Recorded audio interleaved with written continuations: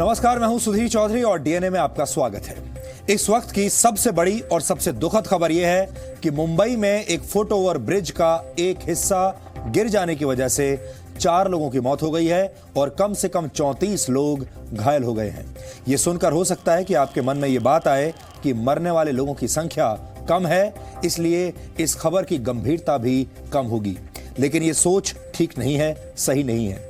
मुंबई में आज जो कुछ भी हुआ वो देश के किसी भी शहर में हो सकता है, किसी के साथ भी हो सकता है, आपके साथ भी हो सकता है। भारत में रहने वाले 135 करोड़ लोग हर रोज जब अपने घर से निकलते हैं तो उनके मन में यही भाव आते हैं जैसे वो कोई युद्ध लड़ने जा रहे हों, क्योंकि घर से दफ्तर के बीच कहीं भी कभी भी किसी की भी मौत से मुलाकात हो सकती है। इस दौरान बार बार घर से फोन आते हैं ताकि इस बात की पुष्टि हो सके कि जो घर से गया है वो जिंदा और सकुशल है या नहीं। आज मुंबई में जिन लोगों पर यह फुट ओवर ब्रिज गिरा है उनके परिवार इस वक्त बहुत परेशान होंगे, बहुत चिंतित होंगे। लेकिन जिन लोगों की लापरवाही की वजह से यह पुल गिरा वो इस समय कहीं बड़े आराम से बैठकर टीवी देख रहे होंगे और अपनी गलतियों को ढकने की योजनाएं बना रहे होंगे। ये तस्वीर हमें बदलनी होगी और आज हम इस हादसे का ऐसा विश्लेषण आपको दिखाएंगे जैसा अभी तक किसी ने नहीं किया होगा। आज पुलवामा हमले को 30 दिन हो चुके हैं। इन 30 दिनों में हमने पाकिस्तान का झूठ देखा, चीन का धोखा देखा और दुनिया के तमाम दूसरे देशों की नकली दोस्ती देखी। आप पिछले 1 महीने का हिसाब किताब देखिए। भारत ने बालाकोट पर एयर स्ट्राइक की तो पाकिस्तान और हमारे अपने ही देश के लोग सवाल उठाने लगे और सबूत मांगने लगे। भारत ने पाकिस्तान को सबूत दिए, डोसियर दिया, लेकिन पाकिस्तान ने सिर्फ नाटक किया, कोई कार्रवाई नहीं की। हम संयुक्त राष्ट्र में मसूद अजहर को अंतर्राष्ट्रीय आतंकवादी घोषित करने का प्रस्ताव लेकर आए, लेकिन वहां भी चीन ने उसे बचा लिया। पकड़ना तो दूर, हम मसूद अजहर को अंतर्राष्ट्रीय आतंकवादी तक घोषित नहीं कर पाए। हमने पाकिस्तान पर दबाव बनाया, लेकिन हम चीन को दबाव में नहीं ले सके। मसूद अजहर जहां था वहीं है और जहां भी है बड़ा खुश है। उसे सरकारी सिक्योरिटी मिल गई है और वो जहां भी बैठा होगा बड़ा खुश होगा इस बात से कि दुनिया भर में उसकी चर्चा हो रही है, लेकिन कोई भी उसका बाल भी बांका नहीं कर पाया। और अब इस आरामदायक माहौल में वो अपने मुखपत्र में संपादकीय लेख लिखकर जी न्यूज को गालियां दे रहा है। ये सब सुनकर आपको लग रहा होगा कि बड़ी नेगेटिव बातें कर रहे हैं आज हम, लेकिन आप ऐसा मत सोचिए। इन बातों में सबसे बड़ा संदेश यह है कि दूसरों का मुंह ताकने से कुछ नहीं होगा। भारत को खुद ही पुरुषार्थ करना होगा और पुरुषार्थ यह है कि बालाकोट के बाद अब भारत बहावलपुर तक पहुंचकर अपना पराक्रम दिखाए और जैश-ए मोहम्मद के अड्डों को तबाह कर दे। ये काम कैसे हो सकता है, आज हम ये समझने की कोशिश करेंगे। इस पर होमवर्क किया है हमने। वैसे अब यह साफ हो गया है कि आतंकवाद के खिलाफ कार्रवाई करने में किसी की कोई दिलचस्पी नहीं है। ये काम हमें खुद करना होगा। हमें यह भी ध्यान रखना होगा कि अब भारत के लिए पाकिस्तान और चीन ये दोनों फ्रंट खुल गए हैं, इसलिए देश को डबल मेहनत करनी पड़ेगी। आज हम भारत के साथ चीन और पाकिस्तान के इस मुकाबले का एक डबल डीएनए टेस्ट करेंगे। ये भारत के हितों से जुड़ा एक बड़ा विश्लेषण है। लेकिन सबसे पहले आज की तमाम बड़ी खबरें नॉनस्टॉप न्यूज में। मुंबई में फुट ओवर ब्रिज गिरने से कम 4 लोगों की मौत हो गई है, जबकि 30 से ज्यादा लोग घायल हैं। आज शाम करीब 7:30 बजे सीएसटी के प्लेटफॉर्म नंबर 1 को बीटी लेन से जोड़ने वाला फुट ओवर ब्रिज का हिस्सा गिर गया। चश्मदीदों के मुताबिक एक टैक्सी ब्रिज के मलबे की चपेट में आ गई। उस वक्त काफी संख्या में लोग फुट ओवर ब्रिज पार करके दूसरी तरफ जा रहे थे। वो टैक्सी को पीछे हटाया, फिर वो पूरा मलबा हमने सरकाया। जैसे सरका उसमें से बहुत सारे लोग हमारे से निकलते गए बाहर और कम से कम हमने 10 लोगों को तो मेरे हाथ से गाड़ी के अंदर डाला। हादसे की वजह जरूरत से ज्यादा भीड़ बताई जा रही है। फुट ओवर ब्रिज का हिस्सा गिरने से कई लोग दब भी गए। घायलों का इलाज सेंट जॉर्ज और जीटी अस्पताल में चल रहा है। बीजेपी ने कांग्रेस अध्यक्ष राहुल गांधी से कहा है कि वो विदेश नीति को लेकर राजनीतिक बयानबाजी ना करें। केंद्रीय मंत्री रविशंकर प्रसाद ने आतंकी मसूद अजहर के मामले में राहुल गांधी के बयान पर जवाब दिया। राहुल गांधी, आपको पता है कि आपके ट्वीट आज जैश-ए मोहम्मद के दफ्तर में बड़े चाव से पढ़े जाएंगे। ट्विटर से देश की विदेश नीति नहीं चलती। संयुक्त राष्ट्र में मसूद अजहर पर पाबंदी के खिलाफ चीन के टेक्निकल होल्ड के बाद राहुल गांधी ने ट्वीट किया, कमजोर मोदी शी जिनपिंग से इतने डरे हुए हैं कि चीन ने भारत के खिलाफ कदम उठाया और उनके मुंह से एक शब्द नहीं निकला। चीन को लेकर नमो की कूटनीति, गुजरात में शी जिनपिंग के साथ झूला झूलो, शी जिनपिंग को दिल्ली में गले लगाओ और चीन में शी जिनपिंग के सामने झुक जाओ। AIMIM अध्यक्ष असदुद्दीन ओवैसी ने भी केंद्र सरकार की कूटनीति को फेल बताया और पूछा कि भारत चीनी बाजार का बॉयकॉट क्यों नहीं करता। मोदी हुकूमत की झोला डिप्लोमेसी की नाकामी है। आपकी सरकार चीन को 630 करोड़ का ऑर्डर प्लेस करती है ताकि आर्मी को बुलेट प्रूफ वेस्ट मिल सके। वहां से क्यों खरीद रहे हम वहां से? आप सभी लोग जो इस समय हमें देख रहे हैं, आप सभी बहुत सौभाग्यशाली हैं, भाग्यशाली हैं कि हर रोज आप सही सलामत अपने घर पहुंच जाते हैं और आज भी आप अपने घर या जहां पर भी हैं सही सलामत हैं और हमें देख पा रहे हैं और सुन पा रहे हैं। आप जिंदा हैं क्योंकि भारत एक ऐसा देश है जहां आम आदमी की जान बहुत सस्ती है, शायद सबसे सस्ती है। यहां कब कौन सा पुल गिर जाए, कब कौन सी दुर्घटना हो जाए, कब किसी की मौत हो जाए, कोई नहीं जानता। आज मुंबई से एक बहुत दुखद खबर आई है। मुंबई में एक फुट ओवर ब्रिज का एक हिस्सा गिरने की वजह से 4 लोगों की मौत हो गई है और कम से कम 36 लोग घायल हो गए हैं। हमारे देश में कोई दुर्घटना तभी बड़ी मानी जाती है जब उसमें मरने वालों की संख्या अच्छी खासी हो, ज्यादा हो। मीडिया भी किसी दुर्घटना को तभी बड़ी मानता है जब उसमें ज्यादा लोगों की मौत हुई हो। शायद इसीलिए मौत के अलार्म से जागने वाला सिस्टम अब जिंदा लोगों की कद्र करना भूल गया है। यह घटना आज शाम 7:53 पर हुई। मुंबई के Chhatrapati Shivaji terminus railway station के पास फुट ओवर ब्रिज का एक हिस्सा अचानक गिर गया। शाम को जब लोग अपने काम से घर लौट रहे थे तभी अचानक ब्रिज का मलबा लोगों के ऊपर गिर पड़ा। हादसे के वक्त फुट ओवर ब्रिज के नीचे से बहुत सारी गाड़ियां गुजर रही थीं। हादसे वाली जगह से मलबे को हटा लिया गया है और घायलों को मुंबई के गुरु तेग बहादुर अस्पताल और सेंट जॉर्ज अस्पताल में भर्ती करवाया गया है। BMC का हेडक्वार्टर इस फुट ओवर ब्रिज से सिर्फ 150 मीटर की दूरी पर है। महाराष्ट्र के मंत्रालयों के दफ्तर इस फुट ओवर ब्रिज से करीब 2.5 किलोमीटर दूर हैं। ये मुंबई का एक बहुत व्यस्त ब्रिज है जो CST स्टेशन को एक दूसरे प्लेटफॉर्म के साथ जोड़ता है।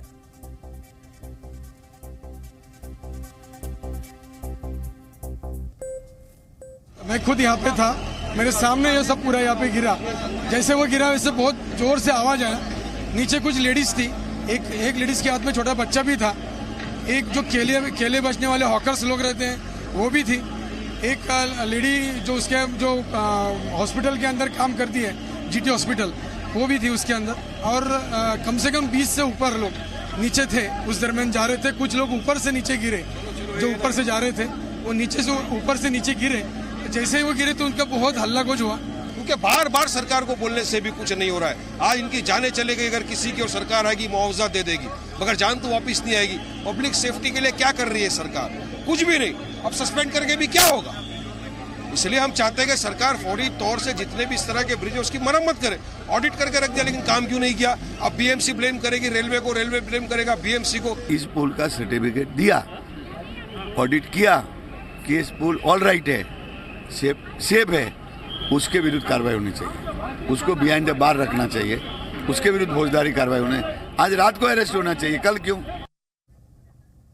तस्वीरें आपने देख ली और जो चश्मदीद थे उनकी बातें भी सुन ली। अब आपको ठीक उसी जगह पर लेकर चलते हैं जहां मेरे सहयोगी संजय सिंह इस वक्त मौजूद हैं और संजय सिंह आपको घटना के बारे में भी बताएंगे और अपना विश्लेषण भी आपके सामने रखेंगे। संजय, इस समय करोड़ों लोग आपको सुन रहे हैं, आप हमें बताइए, आप उस घटनास्थल पर हैं, क्या हुआ था? और सबसे बड़ी बात हम ये भी जानना चाहते हैं, इसके दोषी कौन है?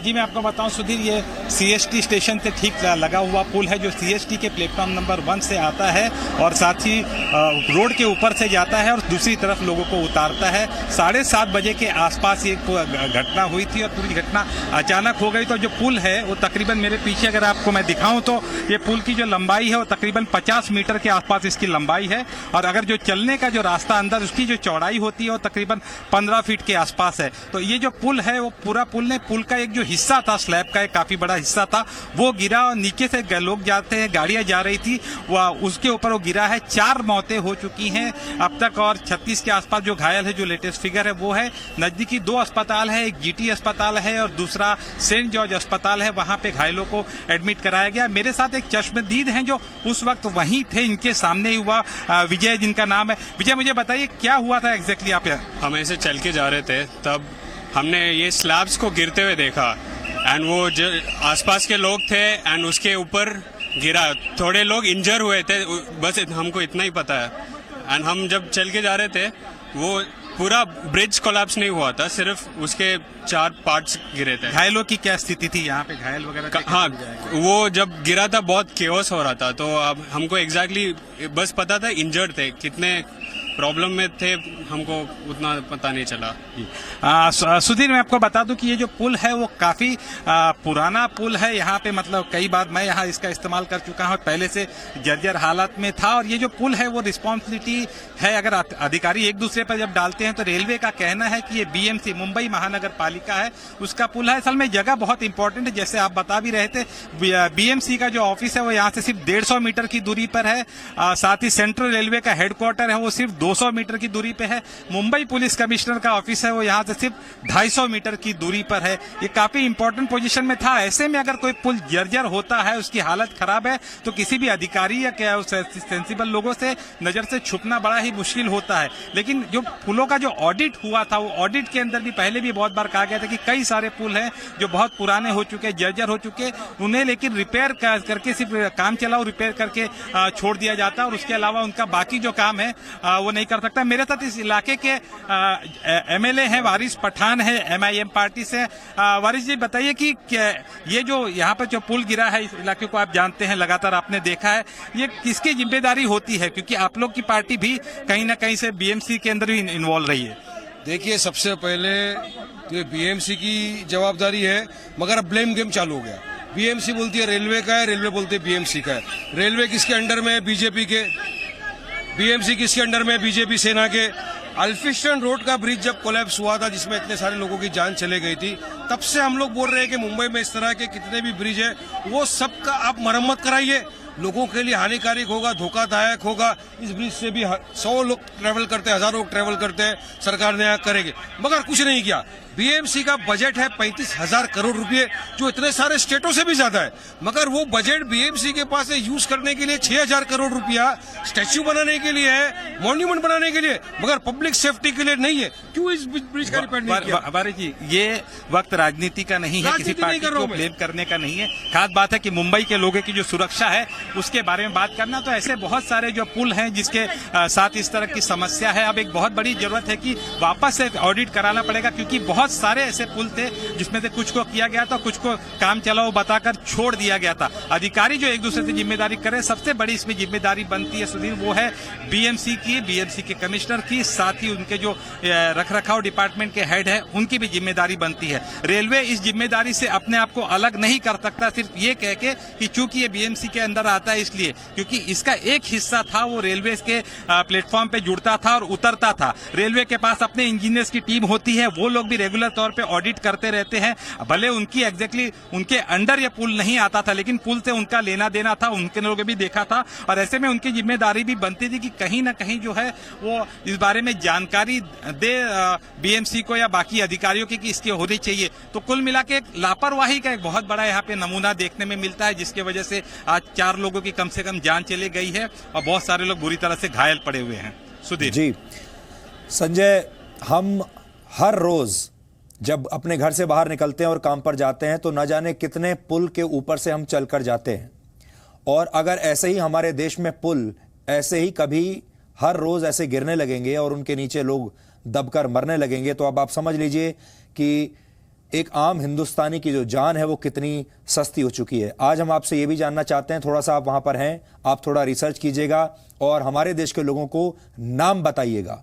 अगर बीएमसी इसके लिए जिम्मेदार है तो इस वक्त बीएमसी का चेयरमैन कौन है? इस पर्टिकुलर पुल की जिम्मेदारी किसकी थी? अगर रेलवे की जिम्मेदारी थी तो फिर रेलवे में रेल मंत्री कौन है? पीयूष गोयल हैं, ये तो हम जानते हैं। उसके अलावा नीचे किन अधिकारियों की जिम्मेदारी थी? क्योंकि आज और अब से देश को यह जानना ही पड़ेगा कि इन मौतों के जिम्मेदार हैं कौन और उन पर हत्या का मुकदमा चलना चाहिए संजय, तभी ये चीजें बदली जा सकती हैं।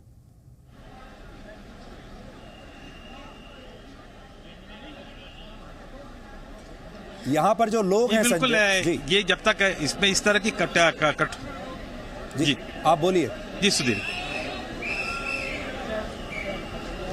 जी बिल्कुल आप सही कह रहे हैं कि जो जिम्मेदारी बनती है और अधिकारी इससे भाग नहीं सकते। साफ तौर पे जो 5 बड़े चेहरे होते हैं हर जगह, सेंट्रल रेलवे के जनरल मैनेजर की बात हम कहें, चाहे बीएमसी के कमिश्नर अजय मेहता की बात करें, ये तमाम बहुत बड़े अधिकारियों कहीं ना कहीं जिम्मेदार होते हैं, क्योंकि कोई ये मुंबई के किसी एक अलग से कोने में या छुपी जगह पे ये नहीं था, ये आंखों के सामने था, जिसके सामने से, जिस पुल के नीचे से वो लोग कम से कम हजारों बार गुजरे होंगे, और उसके बाद भी अगर इस तरह की चीजें छूट जाती है तो ये अपने आप में बहुत ही शॉकिंग बात नजर आती है। पुल के यहाँ पे अगर मैं आपको बताऊं कि लगातार यहाँ पे कार्य चल रहा है। अब पुल का जो बाकी हिस्सा है उसको भी बचाया जा रहा है और गिराया जाएगा, और बीएमसी के अलावा यहाँ पे फायर ब्रिगेड, एनडीआरएफ और बाकी बहुत सारे जो रक्षा कर्मी है वो यहाँ पर मौजूद है, और फिलहाल कोई यहाँ पे दबा हुआ नहीं है, मलबे में कोई दबा हुआ नहीं है। और ये उम्मीद की जा रही कि जो सड़क है जो फिलहाल बंद है वो कल शायद खोल दी जाएगी, लेकिन उसके पहले जो पुल का बाकी का हिस्सा है वो आज रात को ही गिरा दिया जाएगा। आपको मैं अगर दिखा दूं कि अचानक आपका भी जो एक स्लैब गिराया था, वो जो क्रेन यहाँ लगी हुई, जो मशीन लगी है, उसके द्वारा जो पुल का जो बाकी हिस्सा गिरा नहीं था उसको भी फिलहाल गिराया जा रहा है। आपने अभी गिरते हुए देखा होगा, तो वो जो बाकी हिस्से को पहले गिरा दिया जाएगा ताकि आगे किसी तरह की प्रॉब्लम नहीं हो, और आगे इस तरह से जो नीचे जाने वालों का ये नहीं। तो पुल का बाकी हिस्सा गिराने के बाद पुल का जो लोहे का ढांचा है फिलहाल उसको भी गिराने की योजना है। तो यानी मुंबई के जो मुख्य सड़क है उसका ये हिस्सा है, कल भी मुंबई के जो लोग हैं उनके लिए बंद रहेगा और उन्हें डाइवर्जन के रूट से जाना पड़ेगा, क्योंकि काफी पुराना पुल है। इसका एक हिस्सा जो सीमेंट स्लैब वाला पार्ट गिर चुका था, बाकी अब जो लोहे की उसकी पार्ट, उसकी जो देख रहे हैं लोहे वाला हिस्सा है, उसको भी काट के अलग से गिराना पड़ेगा। ये इस तरह से करना पड़ेगा। तो फिलहाल तो जो वक्त है वो रेस्क्यू हो चुका है, उसके अलावा आगे किसी को हानि न हो उसका इंतजाम चल रहा है। लेकिन आज से और इस वक्त से जिम्मेदारी शुरू होती है कि जो लोग इसके लिए पूरी तरह से जिम्मेदार है उनका, और साथ ही एक ऑडिट कराने की फिर से जरूरत है, क्योंकि इसको लेके राजनीति शुरू हो चुकी है। हर पॉलिटिकल पार्टी दूसरे को दोष दे रही है। जो जिम्मेदार पॉलिटिकल पार्टी है वो अधिकारियों को दोष दे रही है। कोई एक व्यक्ति नहीं बोल रहा कि भाई मेरी इसमें थोड़ी सी तो हिस्सेदारी थी, कहीं ना कहीं मैं भी जिम्मेदार था क्योंकि मैंने इसको सही वक्त पे नहीं उठाया। लेकिन ऐसा यहाँ पे कुछ नहीं हो रहा है। और ये जो पुल है, इस तरह के कई सारे मुंबई में और भी पुल है और जो वक्त पे खतरा बनते रहे हैं, और अगर इसे नहीं जिम्मेदारी है तो आगे बहुत सारे जो पुल है उनमें से भी कभी किसी और के साथ भी ये हादसा हो सकता है। सुधीर जी जी संजय, अपने दर्शकों को हम बता दें 35 साल पुराना ये पुल था, और इसे हम हादसा नहीं, इसे हम हत्या कह रहे हैं। इन ऐसे जो दुर्घटनाएं होती हैं हम अक्सर उन्हें दुर्घटना मान लेते हैं, इन्हें हादसा नहीं माना जाना चाहिए, ये हत्याएं हैं। हमने बेकसूर लोगों की हत्या की है, 4 लोगों की आज हत्या हो गई है। और जैसा संजय आपको बता रहे थे कि इस समय कोई भी अधिकारी या कोई भी पार्टी, कोई भी बीएमसी का आदमी, कोई भी रेलवे का आदमी ये मानने के लिए तैयार नहीं है कि ये उसकी जिम्मेदारी थी और उसकी गलती थी, क्योंकि ये समय ही ऐसा है। अब आप एक और बात पर विचार कीजिए, और वो ये है कि जब किसी पुल का उद्घाटन होता है, किसी पुल का शिलान्यास रखा जाता है, तब यही नेता, यही अफसर शानदार कपड़े पहनकर, चमचमाते कुर्ते पजामे पहनकर, फूल मालाएं लेकर, अपने गले में अपना मालाएं डालकर कितने गर्व के साथ फीते काटते हैं, कितने गर्व के साथ शिलान्यास करते हैं, कितने गर्व के साथ अपनी तस्वीरें छापते हैं। और इनमें से ज़्यादातर लोग हमें भी फ़ोन करते हैं, मीडिया को भी, कि आज मैं फलानी जगह एक पुल का उद्घाटन कर रहा हूं, आज मैं फलानी जगह एक शिलान्यास कर रहा हूं, हमारी तस्वीर दिखाइएगा, कवरेज के लिए अपने लोगों को वहां भेज दीजिएगा। बहुत बड़ी बात है। लेकिन वही नेता और वही लोग जब वो पुल गिरता है तो आपका फ़ोन नहीं उठाते, मिलते नहीं हैं और तुरंत ये बताने लगते हैं कि ये हमारी जिम्मेदारी नहीं है। अचानक से वो पुल या तो कांग्रेस का हो जाता है, या बीजेपी का हो जाता है, या किसी और क्षेत्रीय दल का हो जाता है, और मरने वाले जो लोग हैं वो किसी के नहीं होते, उनकी जिम्मेदारी किसी की नहीं होती।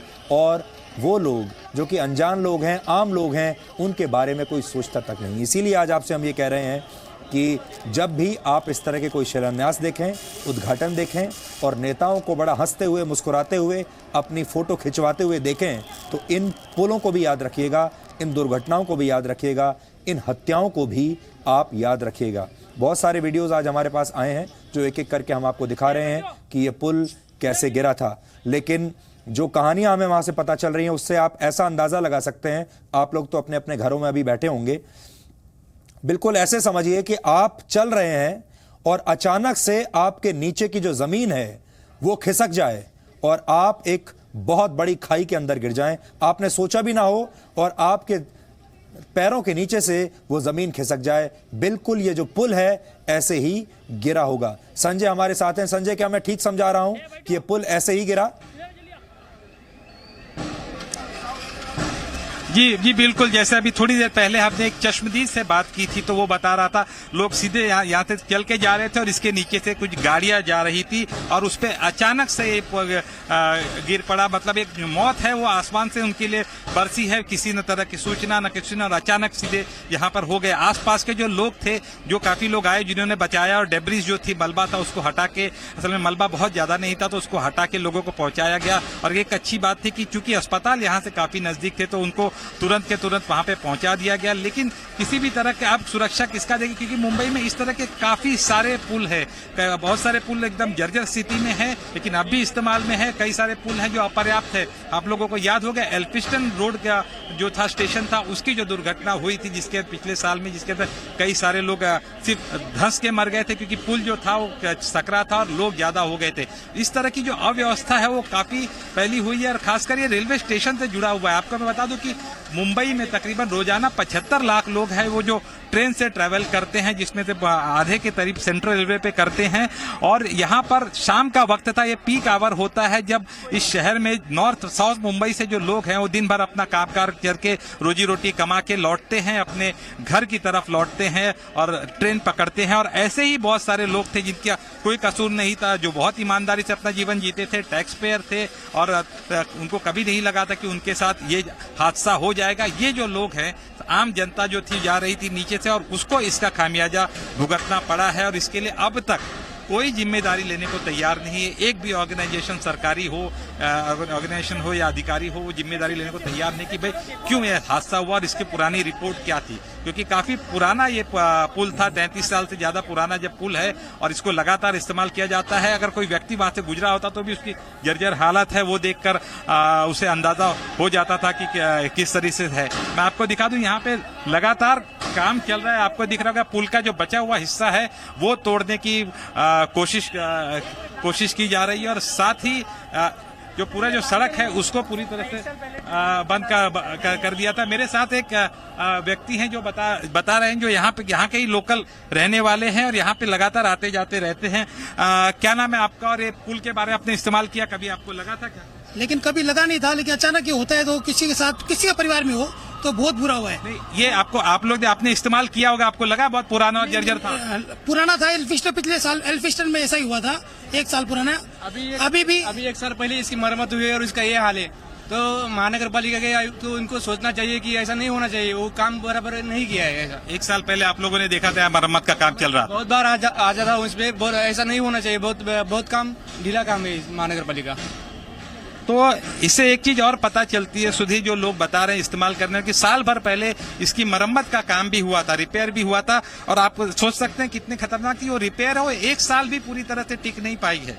साल भर के अंदर वो रिपेयर है, उसकी पूरी कलियां खुल गई। मतलब रिपेयर के नाम पे सिर्फ खाना पूर्ति होती है, ऊपर से कॉस्मेटिक और पॉलिशिंग कर दी जाती है, लेकिन जो ढांचा होता है, जो जितना जर्जर हो जाता है, उसके बारे में कुछ नहीं किया गया था। और ये बात क्या बहुत मुश्किल है, क्योंकि यहाँ पे तमाम सरकारी कंसर्न सरकारी अधिकारियों के दफ्तर हैं और इसके बावजूद उनके नजर से ये छूट जाए, ये बिल्कुल नहीं होता है। और लोग, जब आम जनता को ये चीज दिखाई देती है तो अधिकारियों को कैसे नहीं दिखाई देती है, बिल्कुल बहुत ही ताज्जुब की बात है यहाँ पर। जी सुधीर, संजय, मुझे लगता है कि जो अधिकारी इसके लिए जिम्मेदार होंगे, या तो इसमें जरूर भ्रष्टाचार का मामला निकलेगा, रिश्वत का मामला निकलेगा, या लापरवाही का निकलेगा। और उस तमाम लोग इस समय अपने शानदार घरों में कहीं ना कहीं बड़े आराम से बैठकर खाना खा रहे होंगे और एक शानदार जिंदगी अपनी जी रहे होंगे। और जो इसमें मरे हैं वो ईमानदार लोग थे। बहुत सारे हो सकता है अपने टैक्स देते होंगे, या कम से कम इतना तो जरूर करते होंगे कि परिश्रम से, मेहनत से अपने दिन की रोजी रोटी कमाते होंगे। आम लोग थे, आम हिंदुस्तानी थे, और आज इस तरह मौत का शिकार हो गए। आपने पुल के इस तरफ से हमें बताया तस्वीर क्या है। अब आपको पुल के दूसरी तरफ तस्वीर लेकर चलते हैं, जहां से सुबोध मिश्रा हमारे साथ हैं, और सुबोध से हम पूछते हैं कि पुल के उस तरफ सुबोध खड़े हुए हैं, उनके पास क्या जानकारी है। सुबोध।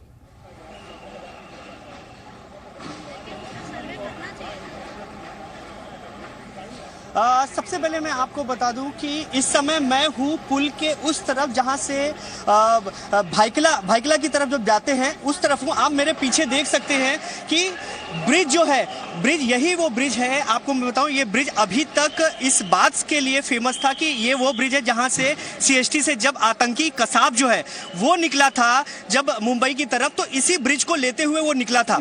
आज इस जो ब्रिज है, ये ब्रिज काफी पॉपुलर इसलिए भी था क्योंकि सीएसटी से एक ये वो ब्रिज है जब पीछे की तरफ, खासतौर से जो हमारे जो मुंबई पुलिस की तरफ जब जाते हैं, या फिर हम यहाँ का जो मेन बाजार है उस तरफ जब जाते हैं, तो इसी ब्रिज को लेकर के जाते थे।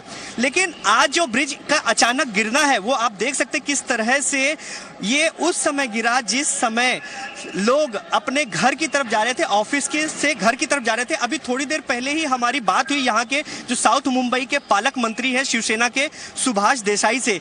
निश्चित तौर पे उन्होंने सिर्फ ये कहकर के ही पल्ला झाड़ लिया कि ये दुर्भाग्यपूर्ण है, इसकी जांच करेंगे। लेकिन सबसे बड़ी बात यह है सुधीर जी, मैं आपको बताना चाहूंगा कि चंद कदम दूर बीएमसी है। बीएमसी का जो मेन ऑफिस है जहां पर शिवसेना भाजपा की सरकार है, मेन ऑफिस है जो शिवसेना यहाँ बैठती है, चंद कदम दूर है। और वहां पर इस तरह का जो ये हादसा हुआ है, इस हादसे में अभी थोड़ी देर पहले जब मैं विजुअल ले रहा था, इसके मलबे में किस तरह से चप्पलें और लोगों के जूते दबे हुए थे, उसी से ही समझ में आ रहा था कि ये हादसा कितना भयावह था। हालांकि अभी जो यहाँ पर एनडीआरएफ की टीम आ चुकी है और यहाँ पर जो यहाँ के बचाव दस्ता है वो आ चुका है, पुलिस आ चुकी है। आप पुल के जो इस तरफ है फायर ब्रिगेड भी है। आप देख सकते हैं किस तरह से यहाँ की जो जेसीबी है वो कोशिश कर रही है कि इस जो ब्रिज है, जो दूर से बाहर से लोहे का दिख रहा है लेकिन अंदर जो है वो सीमेंटेड था, जो सीमेंटेड था उसी का ही एक हिस्सा जो है वो गिरा था। अभी जेसीबी के थ्रू जितनी भी जो सीमेंटेड पूरा जो हिस्सा है वो उसका ढा दिया जाएगा और इस पे वापस इसका निर्माण करने की बात हो रही है, जांच की बात है। लेकिन सबसे बड़ी बात यह है कि करीब 6 से 8 महीने पहले भी मुंबई में अंधेरी के ब्रिज के ऊपर फुटओवर ब्रिज था, वहां पर भी वो ब्रिज गिरा था, जिसके बाद बहुत सारा हो हल्ला हुआ। कई लोगों ने ये बात की कि जितने भी यहाँ के डेंजर, जो करीब मुंबई के 18 डेंजर जो ब्रिज थे वो निकाले गए थे, कि उनका या तो उनको ढा दिया जाएगा या उनको सही किया जाएगा, पुनर्निर्माण किया जाएगा। लेकिन उसके बाद भी अभी तक किसी ने भी सबक नहीं लिया। जैसा कि अभी थोड़ी देर पहले ही बात हुई थी कि करीब 1 साल पहले इस ब्रिज की भी मरम्मत की गई थी, लेकिन आप देख सकते हैं कि किस तरह से मरम्मत हुई, ना ही बारिश, ना ही ओवरलोड, ना ही कुछ, अचानक ब्रिज गिर जाता है। आखिर इसका दोष दिया तो किसे दिया जाए? सबसे बड़ी बात है यहाँ की जो पब्लिक है वो भी हैरान है इस बात को लेकर के कि आखिर का जो ब्रिज जो है ये आखिर का गिरा कैसा। लेकिन सबसे बड़ी बात है ये ब्रिज जो है सीएसटी में, मेन मुंबई के साउथ के मेन हार्ट पे है। सबसे बड़ी बात है नजदीक में सीपी ऑफिस है, नजदीक में सारे बड़े बड़े ऑफिस है, कॉर्पोरेट ऑफिस है बगल में। नीचे जब ये ब्रिज गिरा था उसी वक्त यहाँ पर ट्रैफिक है, जबरदस्त ट्रैफिक था, कई सारी गाड़ियां चलती थी और ऊपर से भी कई लोग जाते थे। तो निश्चित तौर पे ये बहुत ही जो हादसा है भयावह है, इसकी जांच होनी चाहिए, इस पे कौन लोग दोषी हैं उनको जरूर सजा मिलनी चाहिए। जी, क्या हमारे साथ संजय इस वक्त जुड़े हुए हैं? संजय सिंह,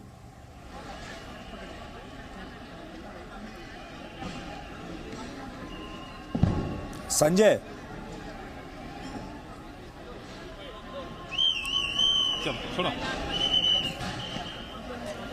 संजय, हम आपसे ये जानना चाहते हैं, सुबोध ने हमें बताया कि यहाँ सब बड़े बड़े जो दफ्तर हैं वो इस पुल के आसपास ही हैं, लेकिन हमें लगता है कि जितने बड़े अधिकारी हैं, जो बड़े मंत्री हैं, वो इस पुल से गुजरते नहीं होंगे, क्योंकि ये तो सारे बड़े लोग हैं। ये इस पुल से क्यों गुजरेंगे? और अगर वो गुजरते इस पुल से तो वो फिर इसको ठीक भी करवा लेते, लेकिन आप जानते हैं नहीं गुजरे होंगे, इसीलिए उन्हें नहीं पता होगा। और आम आदमी के जीवन की कीमत हमारे देश में कुछ नहीं है, सबसे सस्ती आम आदमी के जीवन है हमारे देश के अंदर। लेकिन हमने ये बात बहुत सुनी है यहाँ दिल्ली में बैठे बैठे भी और पूरे देश के लोगों ने भी, कि मुंबई के जो नेता हैं वो अक्सर कहते हैं कि मुंबई को शंघाई बना देंगे। ये जो पीछे आपके हमें तस्वीर दिख रही है, ये तो बहुत ही अशुभ तस्वीर है। इस तस्वीर को देखकर तो ऐसा लगता है कि 100 साल में भी अगले मुंबई शंघाई के आसपास भी नहीं पहुंच सकता। तो हमारे जो नेता हैं वो किस लिए कहते हैं कि हम मुंबई को शंघाई बना देंगे? जी बिल्कुल, कभी कहते हैं हमारे नेता कि मुंबई को शंघाई बना देंगे, कभी कहते हैं मुंबई को सिंगापुर बना देंगे, लेकिन ये सब बनाने तो दूर की बात है, मुंबई की जो बेसिक मूलभूत सुविधाएं हैं, मूलभूत जरूरतें हैं, वो पूरी नहीं कर पाते। मैं आपको बता दूं, ये देश की सबसे अमीर महानगर पालिका है, 40,000 करोड़ से ज्यादा इसका बजट है, जो देश के बहुत कम राज्यों में इतना बजट होता है, इतना इसका बजट है। और इतनी अमीर महानगर पालिका होने के बावजूद जो है इस तरह के रखरखाव है वो नहीं कर पाती है। और जो अधिकारी है वो तो इस पुल के ऊपर से नहीं गुजरते थे, जो कॉमन लोग हैं जो डेली अपनी आजीविका कमाने यहाँ पर आते जाते वो उस पुल का ऊपर से इस्तेमाल करते थे। नीचे से जाने वाले लोग भी कॉमन लोग ही थे जो इसका इस्तेमाल करते थे, तो यही शायद वजह है। लेकिन इसके आने के बाद से यहाँ पे राजनीति है वो लगभग तेज हो चुकी है। अलग अलग पार्टियों के जो नेता है वो यहाँ पर आ चुके हैं और अपने अपने तरह से अलग अलग बयान देते हैं। कांग्रेस के मिलिंद देवड़ा यहाँ पे आ चुके हैं, वारिस पठान एमएलए हैं MIM की, वो आ चुके हैं, बीजेपी के राज पुरोहित एमएलए हैं, साथ ही मुंबई के पालक मंत्री विनोद तावड़े हैं, वो यहाँ आ चुके हैं। और मैं बता दूं, तमाम लोगों ने खुद पर छोड़ के बाकी तमाम दूसरे जो लोग हैं उसके ऊपर ब्लेम डाला है और किसी ने अपने ऊपर किसी तरह की संजय आज इन नेताओं को भी करीब से समझने का दिन है। आप जैसे कह रहे हैं इन नेताओं को करीब से समझने का दिन है, और जैसे आप कह रहे हैं कि जैसे ही ऐसा दुर्घटना होती है हमारे जो नेता हैं वो तुरंत दुर्घटना पर्यटन के लिए वहां पर पहुंच जाते हैं। ऐसी जगह जो है वो नेताओं की प्रिय जगह बन जाती हैं। सब लोग वहां एक बार जरूर जाते हैं, एक बार वहां जाकर कैमरे पर उन्हें कुछ ना कुछ जरूर बोलना होता है और ये एक पर्यटन की तरह होता है। तो अब आप देखिए जो नेता वहां पर पहुंचे उन्होंने क्या कहा। सुधीर जी, मैं क्या नाम है, क्या करते हैं यदि वे सुरक्षित नहीं है, आज जिन लोगों की मृत्यु हुई, जो लोग घायल हुए, यदि आम मुंबईकर सेफ नहीं है तो अकाउंटेबिलिटी फिक्स किया जाना चाहिए। ब्रिज BMC का हो या रेलवेज, दोनों गवर्नमेंट एजेंसीज की रिस्पॉन्सिबिलिटी है। ये ब्रिज किसने बांधा, किसके पास मेंटेनेंस के लिए था, इसके बारे में रेलवे और मुंबई महापालिका साथ मिलकर इंक्वायरी करेगी। ये ब्रिज बहुत डैमेज था, ऐसा नहीं, माइनर उसमें कुछ दुरुस्ती की जरूरत थी, उसके बारे में काम चल रहा था। वो काम चलने तक ये ब्रिज बंद रखे, ऐसा क्यों लगा नहीं। महाराष्ट्र के मुख्यमंत्री देवेंद्र फडणवीस ने भी अभी इस बारे में ट्वीट किया है और इस हादसे पर उन्होंने दुख जताया है। उन्होंने लिखा है कि मुंबई में फुटओवर ब्रिज हादसे के बारे में सुनकर दुख हुआ। उन्होंने BMC कमिश्नर और मुंबई पुलिस के अधिकारियों से बात की है और राहत के काम में तेजी लाने के लिए कहा है। सरकार रेलवे से भी संपर्क में है, ऐसा उन्होंने कह दिया, ट्वीट कर दिया और बात खत्म हो गई। कल तक आपको ये खबर आएगी कि इसकी जांच के लिए एक कमेटी बना दी गई है। कमेटी कुछ 2-4 महीने टाइम पास करेगी और 4-6 महीने के बाद कमेटी अपनी एक रिपोर्ट सौंप देगी। और हमारे देश के मीडिया के पास और लोगों के पास भी उस दिन इतनी फुर्सत तक नहीं होगी कि वो उस कमेटी की रिपोर्ट को भी एक बार भी ध्यान से पढ़ ले। इसलिए जो कुछ है बस आज का है।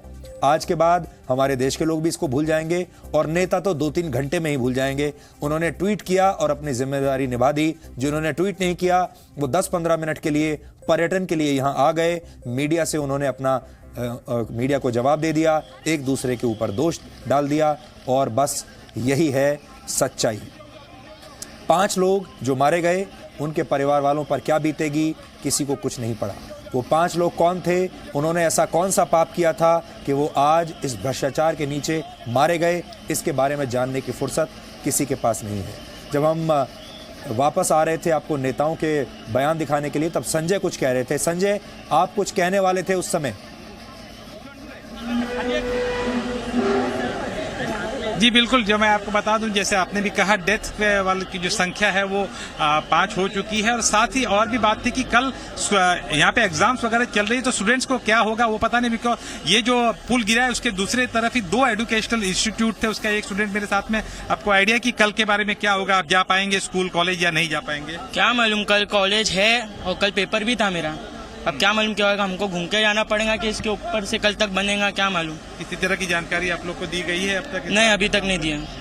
तो जैसे बता रहे थे कि कल इनका एग्जाम है और जाने के लिए जो रास्ता है वो पूरी तरह से बंद होगा। कई यहाँ पे हजारों की संख्या में यहाँ पे स्टूडेंट्स हैं, वो पढ़ते हैं। उन्होंने किसी बात का अंदाजा नहीं कि किस तरह से वो अपने कॉलेज जाएंगे और किस तरह से अपने उसमें पहुंचेंगे। साथ ही मैं एक बात और बताना चाहूंगा, मेरे साथ में हमारे संवाददाता नित्यानंद शर्मा है। नित्यानंद शुरू से यहाँ पे मौजूद थे, जैसे हादसा हुआ था उसके तुरंत बाद वो यहाँ पर पहुंच गए थे और उन्होंने यहाँ पे चीजों को देखा था। एग्जैक्टली जो तुरंत बाद का जो यहाँ पे सिनेरियो था उसके बारे में नित्यानंद बताइए, जब यहाँ पे तुरंत पहुंचे थे, जैसे हुआ था उसके कुछ चंद मिनटों बाद आप यहाँ पहुंचे थे, क्या यहाँ पे पूरा माहौल उस वक्त दिख रहा था? जी आपको बता दें, तकरीबन 7:35 की घटना है जब ये ब्रिज यहाँ गिरी हुई थी। और यहाँ जब जैसे हम लोग जैसे ब्रिज गिरा उसके 15 मिनट के बाद हम यहाँ पास में थे, हम तुरंत यहाँ पहुंचे। और जब हम देखे तो जो लोग स्थानिक लोग हैं उनका कहना कि ताश के पत्तों की तरह ये जो है जो ब्रिज था वो ढह गया। एक साल पहले ही इसकी मरम्मत हुई थी और ऐसे में इसका ये हाल है। ताजा अपडेट आपको मैं बताऊं तो 5 लोगों की डेथ हो चुकी है और 32 लोग जो है वो घायल है। घायलों को पासी के सेंट जॉर्ज अस्पताल में जो है एडमिट कराया गया। और महाराष्ट्र के सीएम देवेंद्र फडणवीस ने मुंबई पुलिस कमिश्नर और बीएमसी कमिश्नर साथ ही साथ रेलवे के ऑफिसर से बात की है और जल्द से जल्द बचाव और राहत का जो कार्य है वो जल्द से जल्द पूरा किया जाए, इसकी उसे इंस्ट्रक्ट किया है। और आपको बता दें, ऐसे कयास लगाया जा रहा है अभी थोड़ी ही देर में यहाँ जिस तरीके का मूवमेंट है, यहाँ तमाम अलग अलग पार्टियों के जो नेता है, चाहे कांग्रेस बीजेपी के आ रहे हैं। ऐसी भी खबर मिली कि थोड़ी समय में यहाँ जो है मुंबई के मेयर भी आ सकते हैं और सीएम की भी आने की यहाँ उम्मीद है।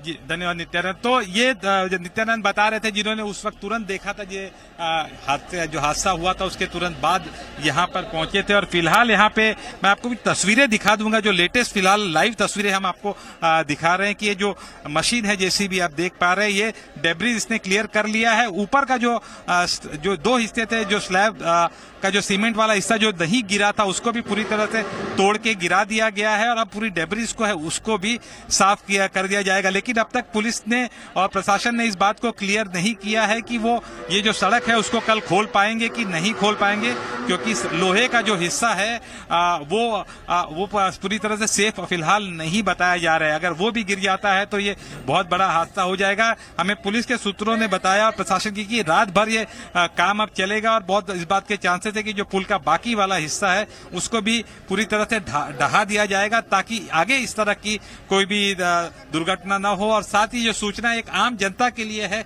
उसके बारे में हम आपको बता दें कि जो डाइवर्ट करने को कहा गया कि ये जो रोड है इस रोड का इस्तेमाल नहीं किया जाए, इसके बदले मेट्रो सिनेमा और साथ ही मेट्रो सिनेमा के अलावा जो क्रॉफर्ड मार्केट वाला जो इलाका है वहां से डाइवर्जन लेने को कहा गया है ताकि कल जब मुंबई अपनी day to day life style पर लौटेगी तो किसी तरह से प्रॉब्लम नहीं हो, क्योंकि ये मुख्य इलाका था जो जे फ्लाईओवर जो नॉर्थ मुंबई से आता है उससे साउथ मुंबई को जोड़ता है। और अगर ये हो जाता तो यहाँ पे आप अज्यूम कर सकते कि कल कई किलोमीटर लंबा है वो जाम लग सकता है। इस वजह से पुलिस ने पूरे सड़कों को जो रूट थे उसको पूरा डाइवर्ट किया हुआ है। लेकिन बाकी इसके अलावा प्रशासन अभी कुछ पुख्ता तौर पे जानकारी नहीं दे रहा है कि कल स्कूल्स और कॉलेजेस का बारे में क्या होगा और साथ ही ये जो पुल है उसकी आगे की स्थिति क्या होगी, इसके बारे में अब तक किसी तरह की शिकायत। चश्मदीद ये भी बता रहे हैं कि जिस वक्त ये हादसा हुआ तब वहां जो सिग्नल था, ट्रैफिक सिग्नल था, उस पर रेड लाइट थी,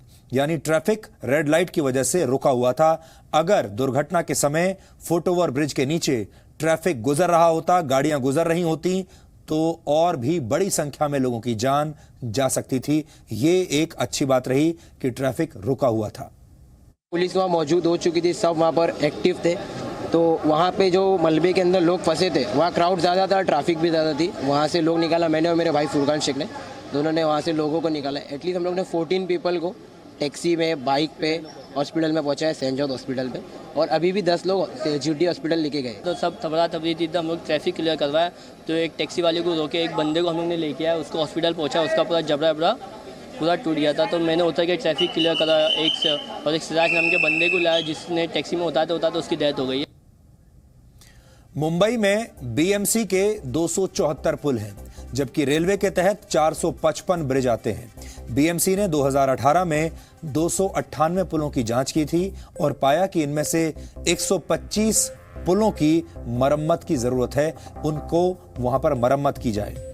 बीएमसी के 48 पुलों की हालत बहुत ही खराब है और इनमें 10 पुलों को दोबारा बनाने की जरूरत है, जबकि 10 पुलों की हालत इतनी खस्ता है कि उनकी मरम्मत भी अब मुमकिन नहीं है। लेकिन आप जानते हैं, हमारे देश में भ्रष्टाचार इतना जबरदस्त है कि नया पुल बनाया जाएगा, उसमें भी भ्रष्टाचार होगा, और अगर पुराने पुल की मरम्मत की जाएगी उसमें भी भ्रष्टाचार होगा, और सारे के सारे लोग ऊपर से लेकर नीचे तक मिले हुए होते हैं। इसीलिए जब इस पुल को 1 साल पहले इसकी मरम्मत की गई तो कैसी मरम्मत की गई थी आज आपने देख लिया, और जिन लोगों ने मरम्मत की उन्होंने पैसा बनाया होगा और इस वक्त कहीं बैठ के आराम की जिंदगी जी रहे होंगे, लेकिन उसकी वजह से 5 लोगों की जान आज चली गई। इस पुल को भी बीएमसी ने बनाया था और इस पुल की मेंटेनेंस का जिम्मा बीएमसी के पास था। इसलिए बीएमसी के मेयर विश्वनाथ पांडुरंग सीधे तौर पर इस हादसे के लिए जिम्मेदार हैं, इसलिए नाम आप नोट कर लीजिए। इसके अलावा बीएमसी के कमिश्नर अजय मेहता भी इस हादसे के लिए जिम्मेदार हैं। बीएमसी का कमिश्नर बनना तो बहुत आसान है, लाल बत्ती वाली गाड़ी ले लेना भी आसान है। अब हो सकता है लाल बत्ती हट गई हो गाड़ी से, लेकिन सरकारी गाड़ी होगी, अच्छी सी बड़ी सी गाड़ी होगी, सरकारी बंगला होगा, बहुत सारी सुविधाएं होंगी और मोटी तनख्वाह भी होगी। और क्या होता होगा हम कह नहीं सकते, लेकिन काम कैसा है ये इस समय आपके सामने है। इस इलाके के सांसद हैं अरविंद सावंत। अरविंद सावंत शिवसेना से सांसद हैं। इस हादसे के लिए वो भी जिम्मेदार माने जाएंगे, क्योंकि जब वोट लेने की बारी आई थी तो इन सब घरों में, इन सब लोगों के पास हाथ जोड़कर गए होंगे और कहा होगा कि मुझे वोट दे दीजिए, मैं मुंबई को शंघाई बना दूंगा, मैं सब कुछ ठीक कर दूंगा, मुझे वोट दे दीजिए। वोट दे दिया, सांसद महोदय जीत गए, सांसद बन गए। अब क्या हुआ आपके सामने है। मुख्यमंत्री महाराष्ट्र के और पीडब्ल्यूडी मिनिस्टर का दफ्तर इस हादसे की जगह से सिर्फ 2 किलोमीटर दूर है। वो भी अपनी जिम्मेदारी से बच नहीं सकते। मुख्यमंत्रियों के सारे भाषण उठा लीजिए, मुख्यमंत्री चाहे किसी भी राज्य का हो, एक जैसा ही होता है। सारे मुख्यमंत्री, सारे सांसद, सारे विधायक, सारे नेता शिलान्यास करने में उन्हें बड़ा मजा आता है, उद्घाटन करने में उन्हें बड़ा मजा आता है, नई नई योजनाओं के बारे में बड़े बड़े भाषण और बड़े बड़ी अनाउंसमेंट करने में उन्हें बड़ा मजा आता है। सबको कहते हैं, मीडिया वालों को बुलाते हैं कि हमारी तस्वीर दिखाइए, हमारे बारे में खबर छापिए, हम कितना अच्छा काम कर रहे हैं। और जैसे ही ऐसा हादसा होता है उस वक्त सिर्फ एक ट्वीट कर देते हैं और कह देते हैं कि बड़ा दुख हुआ, और जिम्मेदारी लेने के लिए कोई तैयार नहीं। हादसे की सबसे बड़ी जिम्मेदारी महाराष्ट्र के मुख्यमंत्री देवेंद्र फडणवीस को उठानी चाहिए, जो पिछले 4.5 साल से राज्य के मुख्यमंत्री हैं। बॉम्बे हाईकोर्ट यहां से सिर्फ 1 किलोमीटर दूर है। राज्य के बहुत सारे संभ्रांत लोग, आम आदमी, अधिकारी और मंत्री इस जगह से हर रोज गुजरते होंगे, लेकिन उनका ध्यान कभी भी इस खस्ता हाल ब्रिज की तरफ गया नहीं। हमारे बड़े बड़े शहरों में बार बार हादसे होते रहते हैं, दुर्घटनाएं होती रहती हैं। हर बार जांच कमेटियां बैठती हैं, कुछ दिन शोर मचता है, इसके बाद सब शांत हो जाता है, सब आगे बढ़ जाते हैं और हम सब अगली दुर्घटना का इंतजार करते रहते हैं और अगले हादसे का इंतजार शुरू होता है। अब हम आपको 4 तस्वीरें दिखाना चाहते हैं। पिछले साल 4 सितंबर को पश्चिम बंगाल की राजधानी कोलकाता में एक भयानक दुर्घटना हुई थी। उस वक्त दक्षिण कोलकाता के एक व्यस्त इलाके में एक पुल का हिस्सा गिरने से 3 लोगों की मौत हुई थी, 19 लोग घायल हो गए थे। यह पुल वहां गिरा था। तस्वीर आप देख लीजिए, निर्माणाधीन पुल था और यह उस समय की तस्वीर है। यह कोलकाता की तस्वीर है। इसीलिए हम आपको कह रहे हैं, मुख्यमंत्री कोई भी हो, कुछ फर्क नहीं पड़ता, सरकार किसी भी पार्टी की हो, कुछ फर्क नहीं पड़ता। हमारे देश में भ्रष्टाचार का कैंसर इतने अंदर तक जा चुका है कि उसे ना तो कोई पार्टी रोक सकती है, ना कोई नेता रोक सकता है, ना कोई अफसर रोक सकता है। 3 वर्ष पहले भी 31 मार्च 2016 को कोलकाता में एक निर्माणाधीन पुल गिरा था। तब 150 लोग उस पुल के नीचे दब गए थे और 25 से ज्यादा लोगों की हादसे में मौत हुई थी। पहले शोर मचा, फिर जांच हुई और फिर सब कुछ चिता की राख की तरह ठंडा हो गया। जांच में पता चला कि फ्लाईओवर के मैप और डिजाइन में खामियां थी। फ्लाईओवर कई घरों की बालकनी और खिड़कियों से होते हुए गुजर रहा था और उसे बनाने के लिए जिस सामग्री का इस्तेमाल किया गया वो खराब क्वालिटी की थी। इस हादसे को 16 दिन बाद 3 साल पूरे हो जाएंगे, लेकिन 3 साल में हमने कुछ नहीं सीखा। जुलाई 2018 में मुंबई के अंधेरी में भी रेलवे के एक फुट ओवर ब्रिज का हिस्सा गिर गया था, जिसमें 2 लोगों की मौत हुई थी। देश ने इसे भी छोटा सा हादसा समझकर अपनी मेमोरी से डिलीट कर दिया। ये उस समय की तस्वीर है। इसके अलावा वाराणसी में मई 2018 में एक फ्लाईओवर का हिस्सा गिरने से 18 लोगों की मौत हो गई थी। ये बनारस की तस्वीर देख लीजिए। यानी ना तो कुछ बदला है और ना ही हमने कुछ सीखा है। और जब कुछ बदला नहीं और जब कुछ सीखा नहीं तो इस बात की कोई गारंटी नहीं कि अगली बार कल जब आप अपने घरों से निकलेंगे, सड़कों का इस्तेमाल करेंगे, पुलों का इस्तेमाल करेंगे, ट्रेन में जाएंगे, बस में जाएंगे, मेट्रो में जाएंगे, तो आप सही सलामत पहुंच पाएंगे या नहीं। प्रधानमंत्री नरेंद्र मोदी ने भी ट्वीट करके इस हादसे पर अफसोस जताया है। प्रधानमंत्री ने कहा है कि इस हादसे में लोगों की मौत से मैं बेहद दुखी हूं। पीड़ित परिवारों के साथ मेरी संवेदनाएं हैं। मैं घायलों के जल्द ठीक होने की कामना करता हूं। महाराष्ट्र सरकार इस हादसे में घायल हुए लोगों की हर संभव मदद कर रही है।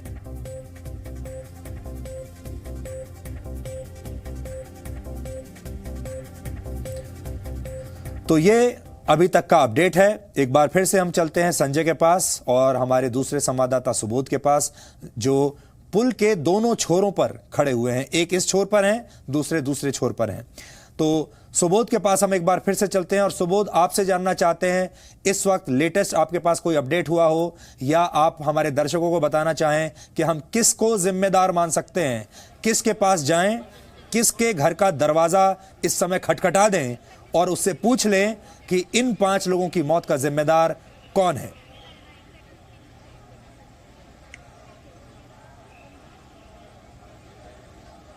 सुधीर जी, सबसे पहले मैं आपको बताना चाहूंगा कि मेरे साथ इस समय एक आई विटनेस है। ये आई विटनेस वो आई विटनेस है जो नजदीक में ही एक दुकान में काम करता था और उस वक्त यहां से जा रहा था जिस समय ये ब्रिज गिरा। इसने मलबे में दबे हुए कई लोगों को बाहर निकाला है। आइए इनसे बात करते हैं। क्या नाम है आपका? लक्ष्मण भाटिया। लक्ष्मण, क्या हुआ था, सिलसिलेवार बताना और किस तरह से तुमने लोगों की हेल्प की? पब्लिक ने की, मिलके पब्लिक ने हेल्प की, पब्लिक ने बाहर निकाला, फिर पुलिस आई, पुलिस ने भी हेल्प की। लेडीज थी, कुछ जेंट्स थे, पुलिस की गाड़ी में उनको लेके गए। 6 लोगों को हम लोग ने जीटी हॉस्पिटल गाड़ी में बिठाया, पुलिस की गाड़ी में। उसमें 2 लेडीज थी, 4 जेंट्स थे। हाँ, और फिर ये कौन सा हॉस्पिटल है, सेंट जॉर्ज हॉस्पिटल में, वो भी पुलिस की जीप थी। उसमें 4 जन को हम लोग ने डाला, 2 लेडीज थी और 2 जेंट्स थे। फिर उसके बाद में कुछ पुलिस की गाड़ियां और आई तो उसमें लोगों ने किया। जब आप कहाँ से आ रहे थे? आप अपनी दुकान? मैं मेरी शॉप से आ रहा था बस में, तो जैसे धमाका ये आवाज आई तो हम लोग उतरे बस से, तो देखा तो सुम हो गई पब्लिक। फिर पब्लिक ने ही आगे आके सब वो मलबा उठाया और उसमें से इंजर्ड आदमी को निकाला उसके नीचे से। उस समय तो काफी ट्रैफिक रहा होगा, तो किस तरह से था? बहुत भीड़ भाड़ जमा हो गई। लोगों को क्या है, पब्लिक को ये भी करना चाहिए कि मिलके काम करना चाहिए। आधी पब्लिक तो शूटिंग निकालने में खड़ी थी, तो इसमें जो बचने वाला है वो भी नहीं बच पाएगा। इसमें जो बचने वाला वो भी नहीं बच पाएगा। अगर यही पब्लिक थोड़ा और हेल्प करती तो जो आदमी बचना चाहिए, ज्यादा नुकसान हुआ है। 4 जन की तो डेथ हो गई है। 2 जीटी में लेडीज थी, उसकी तो दोनों की डेथ हो गई। एक तो जगह पे लेडीज गई, एक जीटी में हॉस्पिटल में गई। मैं खुद गया था जी। अभी आप बता रहे थे कि सुबोध, एक ब्रिज और भी है, इसके साथ ही ज्वाइंट ब्रिज है, 1 नंबर से लेके 5 नंबर तक। जी बिल्कुल। सुबोध, हम ये जानना चाहते हैं, इन्होंने एक बात कही जो हम हर जगह देखते हैं आजकल, जब दुर्घटना होती है तो हमारे देश के जो लोग हैं आसपास इकट्ठा हो जाते हैं। सबके पास स्मार्टफोन है, सबके फ़ोन में कैमरे लगे हुए हैं और हर व्यक्ति मदद करने की बजाय अब सिर्फ वीडियो बनाना चाहता है ताकि जल्दी से जल्दी अपने दोस्तों को शेयर कर सके, व्हाट्सएप पर भेज सके।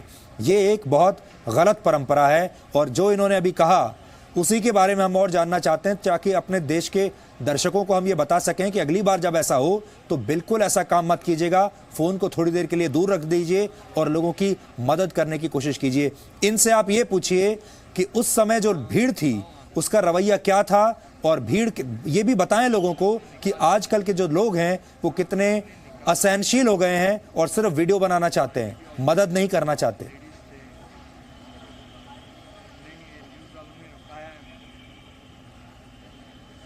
जी बिल्कुल।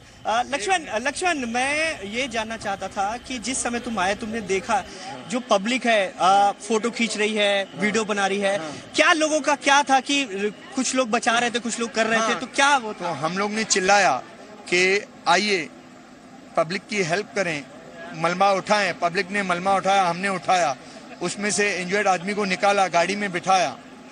ये पब्लिक ने काम किया है। लेकिन कुछ लोग जो है वीडियो बना रहे, हाँ कुछ लोग वीडियो बना रहे थे, हाँ, और पुलिस ने हेल्प किया। हाँ। जी, जो लोग वीडियो बना रहे थे उनके लिए ये कुछ कहना चाहते हैं? हाँ, पुलिस फटाफट आ गई। बीएमसी वाले यहाँ आए थे, चंद दूरी पर बीएमसी दूर खड़ी थी।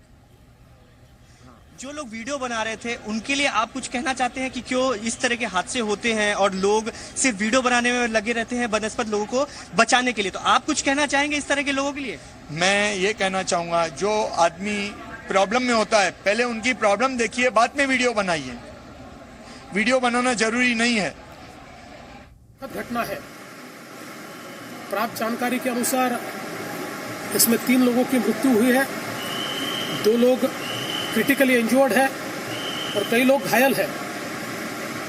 इस पूरी घटना की उच्च स्तरीय जांच के आदेश हमने दिए हैं। विशेष रूप से जो मैंने जानकारी मुंबई महानगर पालिका के आयुक्त से प्राप्त की है उसमें करीब 1980 में इस ब्रिज का निर्माण हुआ था और पिछले साल जब मुंबई में दुर्घटना हुई थी उस समय सारे फुट ओवर ब्रिज, चाहे वो रेलवे के हो चाहे महानगर पालिका के हो, इनका एक स्ट्रक्चरल ऑडिट करने का आदेश दिया गया था और इस पुल का भी स्ट्रक्चरल ऑडिट किया गया था। और जो जानकारी मुझे कमिश्नर ने दी है उसमें इसको स्ट्रक्चरल ऑडिट में फिट पाया गया और कुछ माइनर रिपेयर्स कहे गए थे। उसके बावजूद अगर ये पुल गिरता है और इतनी भीषण दुर्घटना होती है तो कहीं ना कहीं ये स्ट्रक्चरल ऑडिट के ऊपर भी एक प्रश्न चिन्ह निर्माण होता है और इसकी भी जांच की जाएगी। स्ट्रक्चरल ऑडिट अगर गलत किया गया है, उसका रिपोर्ट अगर ठीक नहीं आया है, उसमें अगर कोताही बरती गई है तो निश्चित रूप से ये एक सदोष मनुष्यवध का ऑफेंस भी इसमें दाखिल किया जाएगा और जो माइनर रिपेयर्स कहे गए थे वो कहाँ तक किए गए इस बात की भी जानकारी ली जाएगी। ये जो उच्च स्तरीय कमेटी है इसके माध्यम से निश्चित रूप से हम लोग कड़ी से कड़ी कार्रवाई इस मामले में करेंगे। इसमें जिन परिवारों को क्षति भुगतनी पड़ी है उनके साथ हमारी संवेदनाएं हैं। जो इसमें जिनकी मृत्यु हुई है उनके परिवारों को 5 लाख रुपया मदद दी जाएगी। जो जख्मी है उनको 50,000 रुपया मदद दी जाएगी और साथ साथ उनका जो मेडिकल का सारा खर्चा है वो भी सरकार की ओर से दिया जाएगा। ये बहुत ही गंभीर घटना है और इसको बहुत ही सरकार ने सीरियसली लिया है और इसके तह तक पहुंचकर हम लोग जांच करके और जो दोषी है उनके ऊपर कड़ी से कड़ी कार्रवाई करेंगे। जांच रिपोर्ट कितने दिनों में मांगी है आपने? देखिए अभी इसकी जो प्राथमिक रिपोर्ट है वो तो बहुत जल्दी आ जाएगी, लेकिन इसकी डिटेल रिपोर्ट आने में थोड़ा समय लगेगा।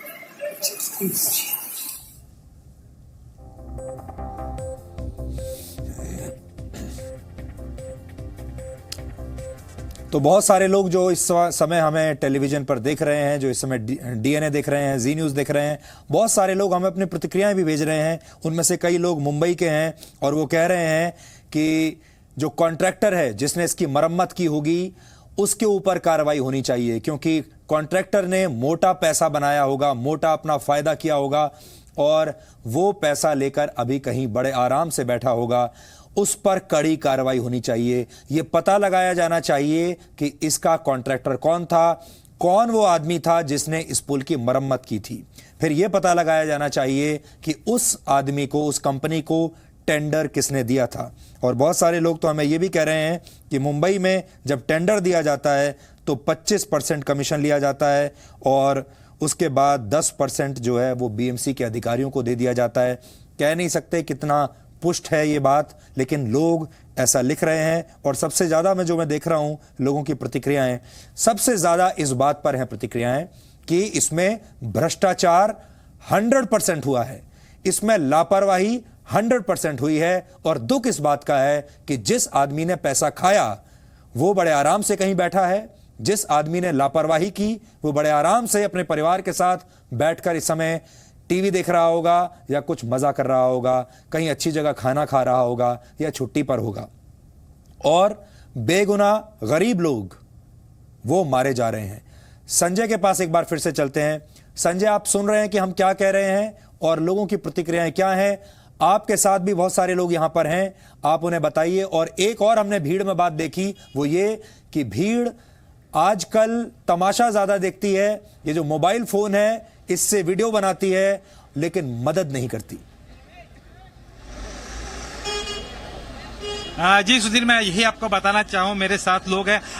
जब ये हादसा हुआ तब ये लोग यहाँ पर ही थे। आप लोग यहाँ पर थे जब हादसा हुआ था? जी, हम लोग आ रहे थे। हम लोग चल के इधर चल के आता था।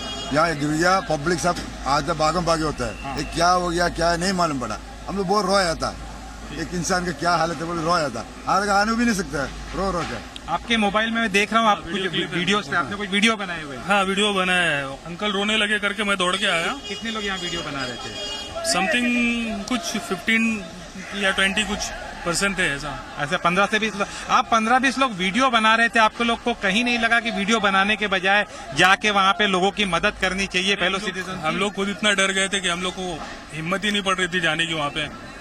साहब हम वीडियो कर गया नहीं, हमका सारा मोबाइल है हमारा, हम तो रोया था कैसा अंदर जाए क्या हो गया। नहीं इतना डर गया था, घबरा गया था कि हम लोग का हिम्मत ही नहीं पड़ रहा था वहाँ तक जाने का।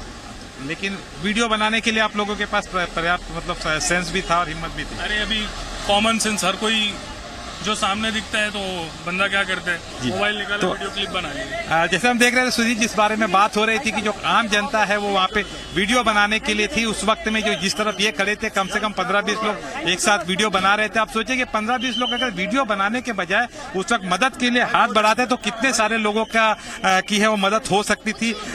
मेरे साथ में फिलहाल मैं बुलाना चाहूंगा, मेरे साथ में भाजपा के प्रवक्ता हैं, मुंबई भाजपा के प्रवक्ता हैं निरंजन शेट्टी। निरंजन आप नीचे रुकिए, निरंजन नीचे रुक सकते हैं, सीधा पैर लीजिए, हाइट पर है उन्हें हम ठीक है। निरंजन मुंबई भाजपा के प्रवक्ता है। शिवसेना और भाजपा का राज्य में शासन चल रहा है, लगभग 4.5 साल से चल रहा है। बीएमसी के अंदर 20 साल से ज्यादा से लगातार चल रहा है। उसके बाद इस तरह के हादसे होते हैं और अभी भी आपकी पार्टी की तरफ से कोई इसकी जिम्मेदारी लेने को तैयार नहीं होता है। ऐसा है संजय जी, निश्चित ही आपने कहा कि हम लोग 20 साल से यहाँ पर सत्ता में हैं, तो निश्चित ही, लेकिन आप यहाँ पर देखेंगे कि अलग अलग एजेंसियां काम करती हैं। अगर आप देखेंगे तो ये जो पुल है वो यहाँ से लेकर रेलवे की तरफ बढ़ता है। और मैं यहाँ पर कोई राजनीति नहीं करना चाहता हूँ, लेकिन जिम्मेवारी जिनको लेनी होती है वो लेना चाहिए। अलग अलग एजेंसी काम करती है, मैं बताता, रेलवे मिनिस्ट्री करती है, वो आपकी सरकार के अंडर आती है। राज्य सरकार करती है, जो यहाँ पे राज्य में भी आपकी ही सरकार है। बीएमसी की इसमें जिम्मेदारी बनती है, बीएमसी में भी आप लोग ही सत्तारूढ़ है। हर जगह पर जब सत्तारूढ़ आप लोग हैं, एजेंसी अलग अलग है और उसके बावजूद अगर समन्वय नहीं हो पाता और जिम्मेदारी किसी और की कैसे बनेगी? देखिए, ऐसा है कि जब भी इस प्रकार के कामों का बंटवारा होता है तो वहाँ एक टेंडर का सिस्टम होता है। कहीं ना कहीं आपने देखा होगा कि यहीं के सांसद ने थोड़े देर पहले इस वाक्य को बताया कि यहाँ पर एक टेंडर का प्रोसेस ऑलरेडी शुरू हो चुका था और एक माइनर रिपेयर्स के लिए इनको एक सजेशन भी दिया गया था। तो कहीं ना कहीं थोड़े दिन के पश्चात इसको रिपेयर करने का एक प्रावधान भी किया था।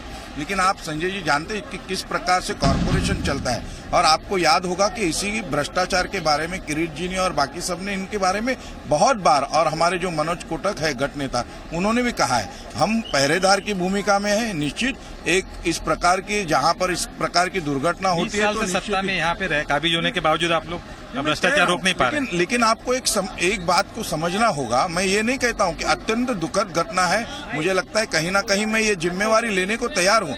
हाँ, आज जो जिस प्रकार की घटना हुई वो हम भी जिम्मेवार है। हम ये नहीं कहते कि हम जिम्मेवार नहीं, हमारी भी कहीं ना कहीं चूक होगी। लेकिन निश्चित इस बार हम कोशिश करेंगे कि निश्चित जहाँ जिस प्रकार से पालिका में ये काम चल रहा है, कहीं ना कहीं हम मुंबई के सभी जितने इस प्रकार के फुटओवर ब्रिज होंगे वो निश्चित ही उसको पूर्ण फिर से एक बार ऑडिट करने का प्रयास हम करने का कोशिश करेंगे। धन्यवाद नीरज जी। तो जैसे ये बता रहे थे, पहली बार किसी तरह की जिम्मेदारी की बात की, लेकिन मैं एक आपको बात और बताना चाहता हूँ सुधीर जी की, चूंकि मैं जैसे बता रहा 40,000 करोड़ से ज्यादा का बजट है। अगर एंटी करप्शन ब्यूरो के हम आंकड़ों पे नजर डालें तो जो सरकारी एजेंसियां हैं उसके अंदर सबसे ज्यादा भ्रष्टाचार अगर कहीं दिखाई दिया है तो बीएमसी में दिखाई दिया, और बीएमसी के खासतौर इंजीनियरिंग डिपार्टमेंट में, जिसका काम होता है कि सड़कें बनाना, पुलों का रखरखाव करना, सबसे ज्यादा लोग उसके गिरफ्तार हुए हैं। टेंडर का जो स्कैम, यानी ये संजय ये जो विभाग है सबसे मलाईदार विभाग है। तो संजय जो बात मुझे समझ में आ रही है वो ये है कि ये सबसे मलाईदार विभाग है बीएमसी का। यहाँ लोग पैसा देकर पोस्टिंग लेते होंगे, पैसा देकर अपना ट्रांसफर कराते होंगे, और उसके बाद भ्रष्टाचार से पहले जो पैसा ट्रांसफर के लिए दिया है वो वसूलते होंगे, उसके बाद फिर अपना पैसा बनाते होंगे, और फिर जो भी लोग इस पूरे प्रोसेस में शामिल हैं उन सब के कट इसमें जाते होंगे। टेंडर देने वाला व्यक्ति, टेंडर जीतने वाला व्यक्ति, कॉन्ट्रैक्टर, ऑडिटर, इंजीनियर, उस नक्शा पास करने वाला, उसको सुपरवाइज करने वाला, सबका पैसा बंधा हुआ होगा। क्या मैं सही कह रहा हूं? जी बिल्कुल, हर स्टेज पर पैसा बधा हुआ है, और ये इतने ऑर्गेनाइज तरीके से होता है कि हर टेबल जिसके हिसाब से आपको एक फाइल बुक करानी है उस हिसाब से बंधा होता है। सड़क बनाने का अलग तौर पे पैसा बंधा होता है, पुलों के रखरखाव का अलग, तमाम चीजों में जो पैसा अलग अलग तौर पे घूस देते हुए जो घटते जाता है, उसके बाद जो माल जब भी खरीदा जाता है वो माल हमेशा सब स्टैंडर्ड ही होता है। इसके पहले बीएमसी की एक इंटरनल कमेटी की रिपोर्ट आई थी कि सड़कों को बनाने में सब स्टैंडर्ड माल को इस्तेमाल किया गया है। लगभग वही बात यहाँ भी साबित होती है कि साल भर पहले यहाँ पे जब पुल बनाया जाता है, पुल की रिपेयर होती है, और उसके बाद जो रिपेयर है वो साल भर भी नहीं टिक पाती है, और इसका साफ तौर पे मतलब ये निकलता है कि सब स्टैंडर्ड माल का इस्तेमाल हुआ है। इसके पहले बहुत सारे सोशल एक्टिविस्ट, आरटीआई एक्टिविस्ट इस बारे में बात कह चुके हैं। एंटी करप्शन ब्यूरो ने बहुत सारे केसेस पकड़े हैं, बीएमसी के बहुत सारे इंजीनियर अरेस्ट भी इस मामले में हो चुके हैं, जिनको रंगे हाथों घूस लेते पकड़ा गया था। बहुत बड़े पैमाने पर इसमें भ्रष्टाचार व्याप्त है, और खासतौर पर इस भ्रष्टाचार में कुछ लोगों की जेबें भरती हैं, कुछ लोगों के घरों के अंदर आलीशान वस्तुएं आ जाती है, लेकिन उसके बदले जान जाती है। लोगों की आम जनता है मुंबई की, वो उसको सफर करना पड़ता है। आज उसी तरह के भ्रष्टाचार की वजह से 5 लोगों की जान जा चुकी है, 35 से ज्यादा लोग अस्पताल के अंदर हैं, जिसमें से कई सारे लोग क्रिटिकल है। और इस तरह के जो पुल है वो एक तरह से एक लटकते हुए खतरे के तौर पर है कि मुंबई के और इलाकों में भी इस तरह के हादसे कभी भी हो सकते हैं, क्योंकि इस तरह का ही ऑडिट रिपोर्ट पहले भी बनी है। इस तरह के ही कहा गया था कि हमने रिपेयर कर दिया, सब कुछ ठीक ठाक हो गया है, लेकिन इस तरह की जो पुनरावृत्ति है वो वापस से हो सकती है। इस बारे में काफी ज्यादा ध्यान देने की जरूरत है। तमाम ऑडिट करने वालों के ऊपर भी उंगली उठाने की जरूरत है कि अगर वो ऑडिट करते हैं और उसके बाद जब पुल बन जाता है तो उसके बाद उसे पास कैसे कर देते हैं और उसे सुरक्षित कैसे करार देते हैं, जिस बारे में भी बहुत ज्यादा ध्यान देने की जरूरत है। बीएमसी का ये ब्रिज था, लेकिन बीएमसी ने कुछ काम चौकशी होईल आणि संपूर्ण घटना निश्चित झालेली घटना ही अतिशय दुर्दैवी आहे। आपण बघितलं इन गर्दीच्या वेळी त्या ठिकाणी सगळे लोक जात असताना हा पूल कोसळला आणि त्यात 5 जण जे आहेत ते त्या ठिकाणी मृत्युमुखी पडलेत। त्यात आमच्या हॉस्पिटलच्या ज्या आहेत, गव्हर्नमेंट हॉस्पिटलच्या, त्या 3 स्टाफ नर्स आहेत आणि 2 कॉमन सिव्हिलियन त्या ठिकाणी आहेत। असे 5 जण त्या ठिकाणी मृत्युमुखी पडलेले आहेत। 17 आणि 16 जवळपास 33-34 जण या ठिकाणी।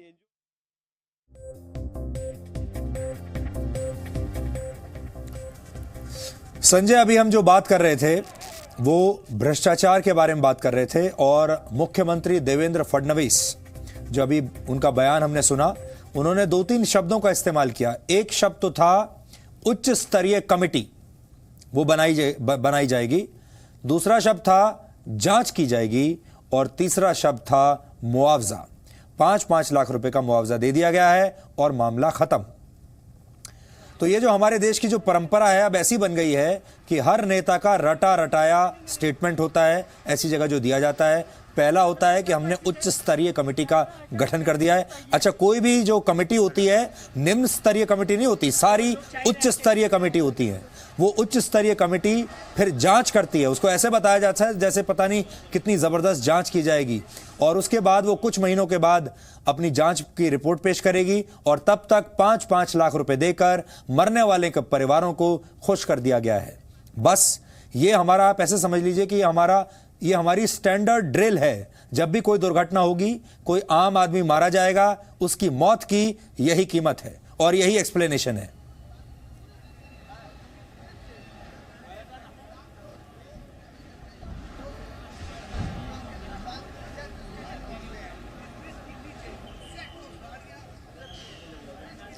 जी बिल्कुल, असल में सबसे पहले मैं थोड़ी देर पहले की माफी मांगना चाहूंगा कि हम लोग को अचानक नीचे बैठ जाना पड़ा, क्योंकि हम बहुत ही क्रिटिकल जगह पे खड़े हैं और एक फायर ब्रिगेड की गाड़ी थी वो यहाँ से जस्ट यू टर्न ले रही थी और उसका जो लैडर है वो बहुत बुरी तरीके से हमारे काफी खतरनाक तरीके से करीब आ गया था, तकरीबन 1 फुट दूरी पे ही रह गया था। इस वजह से हमें तुरंत नीचे बैठ जाना पड़ा और कैमरा ऑफ हो गया था। इस बारे में क्षमा हम चाहेंगे। उसके आगे अब बताना चाहेंगे कि भ्रष्टाचार की जब हम बात करें तो भ्रष्टाचार यहाँ पर मैं आपको बता दूं कि बहुत सारे देश में राज्य हैं, छोटे छोटे राज्य हैं, उसमें कुल मिला के जितना भ्रष्टाचार नहीं होता होगा उससे कहीं ज्यादा अकेले बीएमसी में भ्रष्टाचार होता है, क्योंकि 40,000 करोड़ से ज्यादा जब बजट होता है और उसके अंदर ज्यादातर जो काम होता है वो सड़कों के रखरखाव और सड़कें बनाने और उस तमाम जब चीजों पर होता है, तो ये एक बहुत सिस्टमेटिक तरीके से भ्रष्टाचार का पूरा नेटवर्क बना हुआ है। क्योंकि और जो सत्ता में जो लोग यहाँ बैठे हुए हैं वो अलग अलग कारण जरूर देते हैं, क्योंकि 20-20 साल से सत्ता में एक पार्टी का गठबंधन रूल कर रहा है और उसके बावजूद अगर वो हेल्पलेसनेस, अपनी असहायता जाहिर कर रहा है और वो साफ तौर पे कहता है कि जो प्रॉब्लम है वो अधिकारियों के साथ है, वो तो तमाम चीजें करना चाहते, तो अगर सत्ता में बैठे लोग इतने असहायता लगातार 20 साल से जाहिर करें और अधिकारियों के खिलाफ कुछ नहीं करे, तो कहीं ना कहीं उनकी नैतिक जिम्मेदारी बनती है या फिर उनके बिना नजर में आए ये सब चीजें हो नहीं सकती है। और ये सब को देखते हुए जरूरी बात है कि हर एजेंसी की बात करें, अगर हम राज्य ऊपर से भी शुरू करें तो महाराष्ट्र राज्य के मुख्यमंत्री है और साथ ही मुख्यमंत्री के पास ही अर्बन डेवलपमेंट डिपार्टमेंट है, जिसके तहत शहर का जो विकास है वो आता है, वो इसके अंदर बहुत सीधे सीधे इन्वॉल्वमेंट उसका होता है। बीएमसी का सबसे ज्यादा इसमें इन्वॉल्वमेंट होता है और साथ ही रेलवे का जो इसमें इन्वॉल्वमेंट होता है कि उससे लगा हुआ था। ये 3 मैं कहूंगा कि सबसे इम्पोर्टेंट पहलू है और सबसे इम्पोर्टेंट डिपार्टमेंट थे जो कर सकते थे, और सभी में मैं आपको बता दूं कि एक ही लगभग पार्टी है वो सत्ता में है और उसके बावजूद ये समन्वय का जो था आपस में नहीं हो पाया। भ्रष्ट अधिकारी थे, उसके ऊपर कार्रवाई नहीं हो पाई। उनकी आंख के नीचे बीएमसी की इमारत से सिर्फ 150 मीटर की दूरी पर एक भ्रष्टाचार होता रहा है। मेरे पीछे जो पुल है उस पुल की मरम्मत 1 साल पहले की गई और उसमें भी भ्रष्टाचार हुआ और जिसके वजह से आज 5 लोगों की जाने गई और कई सारे लोग घायल हो जाते हैं। ये पुल अपने आप में बताता है कि एजेंसीज की नाक के नीचे सरकारी जो दफ्तर हैं और जो जिम्मेदार है उनकी ठीक नाक के नीचे भ्रष्टाचार हुआ है, और उसका सबसे बड़ा उदाहरण ये पुल है जिससे कई लोग की जाने गई है। और अब बात कही जा रही है कि एक्शन लिया जाएगा, रिपोर्ट मंगाई जाएगी, तमाम बातें होंगी जरूर, लेकिन एक वक्त आने के बाद में पब्लिक मेमोरी शॉर्ट होती है, ये लोग मान चुके हैं। खाना पूर्ति की जाएगी और उसके बाद फिर से लगभग यही बात हो जाएगी। मुंबई में इसके पहले भी इस तरह के हादसे हुए खतरनाक, और हर बार हादसों के अंदर सरकारी जो विभाग है उसकी जिम्मेदारी ही पाई गई है। कोई आम व्यक्ति होता उसकी जिम्मेदारी नहीं होता है, कोई खतरनाक पुल के नीचे से जाना नहीं चाहता, उसका एक विश्वास होता है आम व्यक्ति का कि भाई ये जो पुल है वो ठीक ठाक होगा, सरकार ने मेरे लिए बनाया और मैं इसका इस्तेमाल करूंगा या मैं इसका इस्तेमाल करूंगी और ये करेंगे। लेकिन किसी को कोई ये सोच कर नहीं आता कि हम इसके नीचे से जा रहे हैं, सडनली स्लैब गिरेगा और घायल हो जाएंगे या जान चली जाएगी। इन तमाम लोगों की जो जान जाती है या जो घायल होते हैं, इसकी जिम्मेदारी बनती है अधिकारियों के प्रति जो भ्रष्ट रहे हैं, और अब काफी स्ट्रिक्ट कार्रवाई इस बारे में होनी चाहिए। और खास तौर पे पुलिस जो है उसको इस मामले में एक्शन लेना चाहिए, क्योंकि कुछ गिरफ्तारियां इसमें जाहिर तौर पे हो सकती है। जो कॉन्ट्रैक्टर होगा, सब कॉन्ट्रैक्टर होगा, जो इंजीनियर जिसने पास किया था, जिसने आखिर में अप्रूवल भी उसको दिया है, ये तमाम लोग सीधे सीधे तौर पे इस मामले में जिम्मेदार होते हैं और इनको जिम्मेदारी इनकी तय करनी जरूर पड़ेगी। जी, आपने जिम्मेदारी की बात की संजय। हम अपने दर्शकों को भी बता देते हैं कि अभी बिल्कुल लास्ट तक जाने में तो हमें भी समय लगेगा, जब हम इसकी जांच करेंगे कि कौन कॉन्ट्रैक्टर था, किसने ये कॉन्ट्रैक्ट उसको दिया था, ऑडिटर कौन था।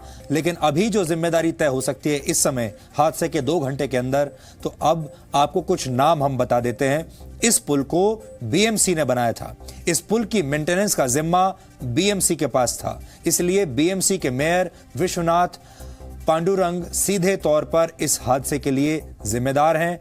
तस्वीर आप देख सकते हैं।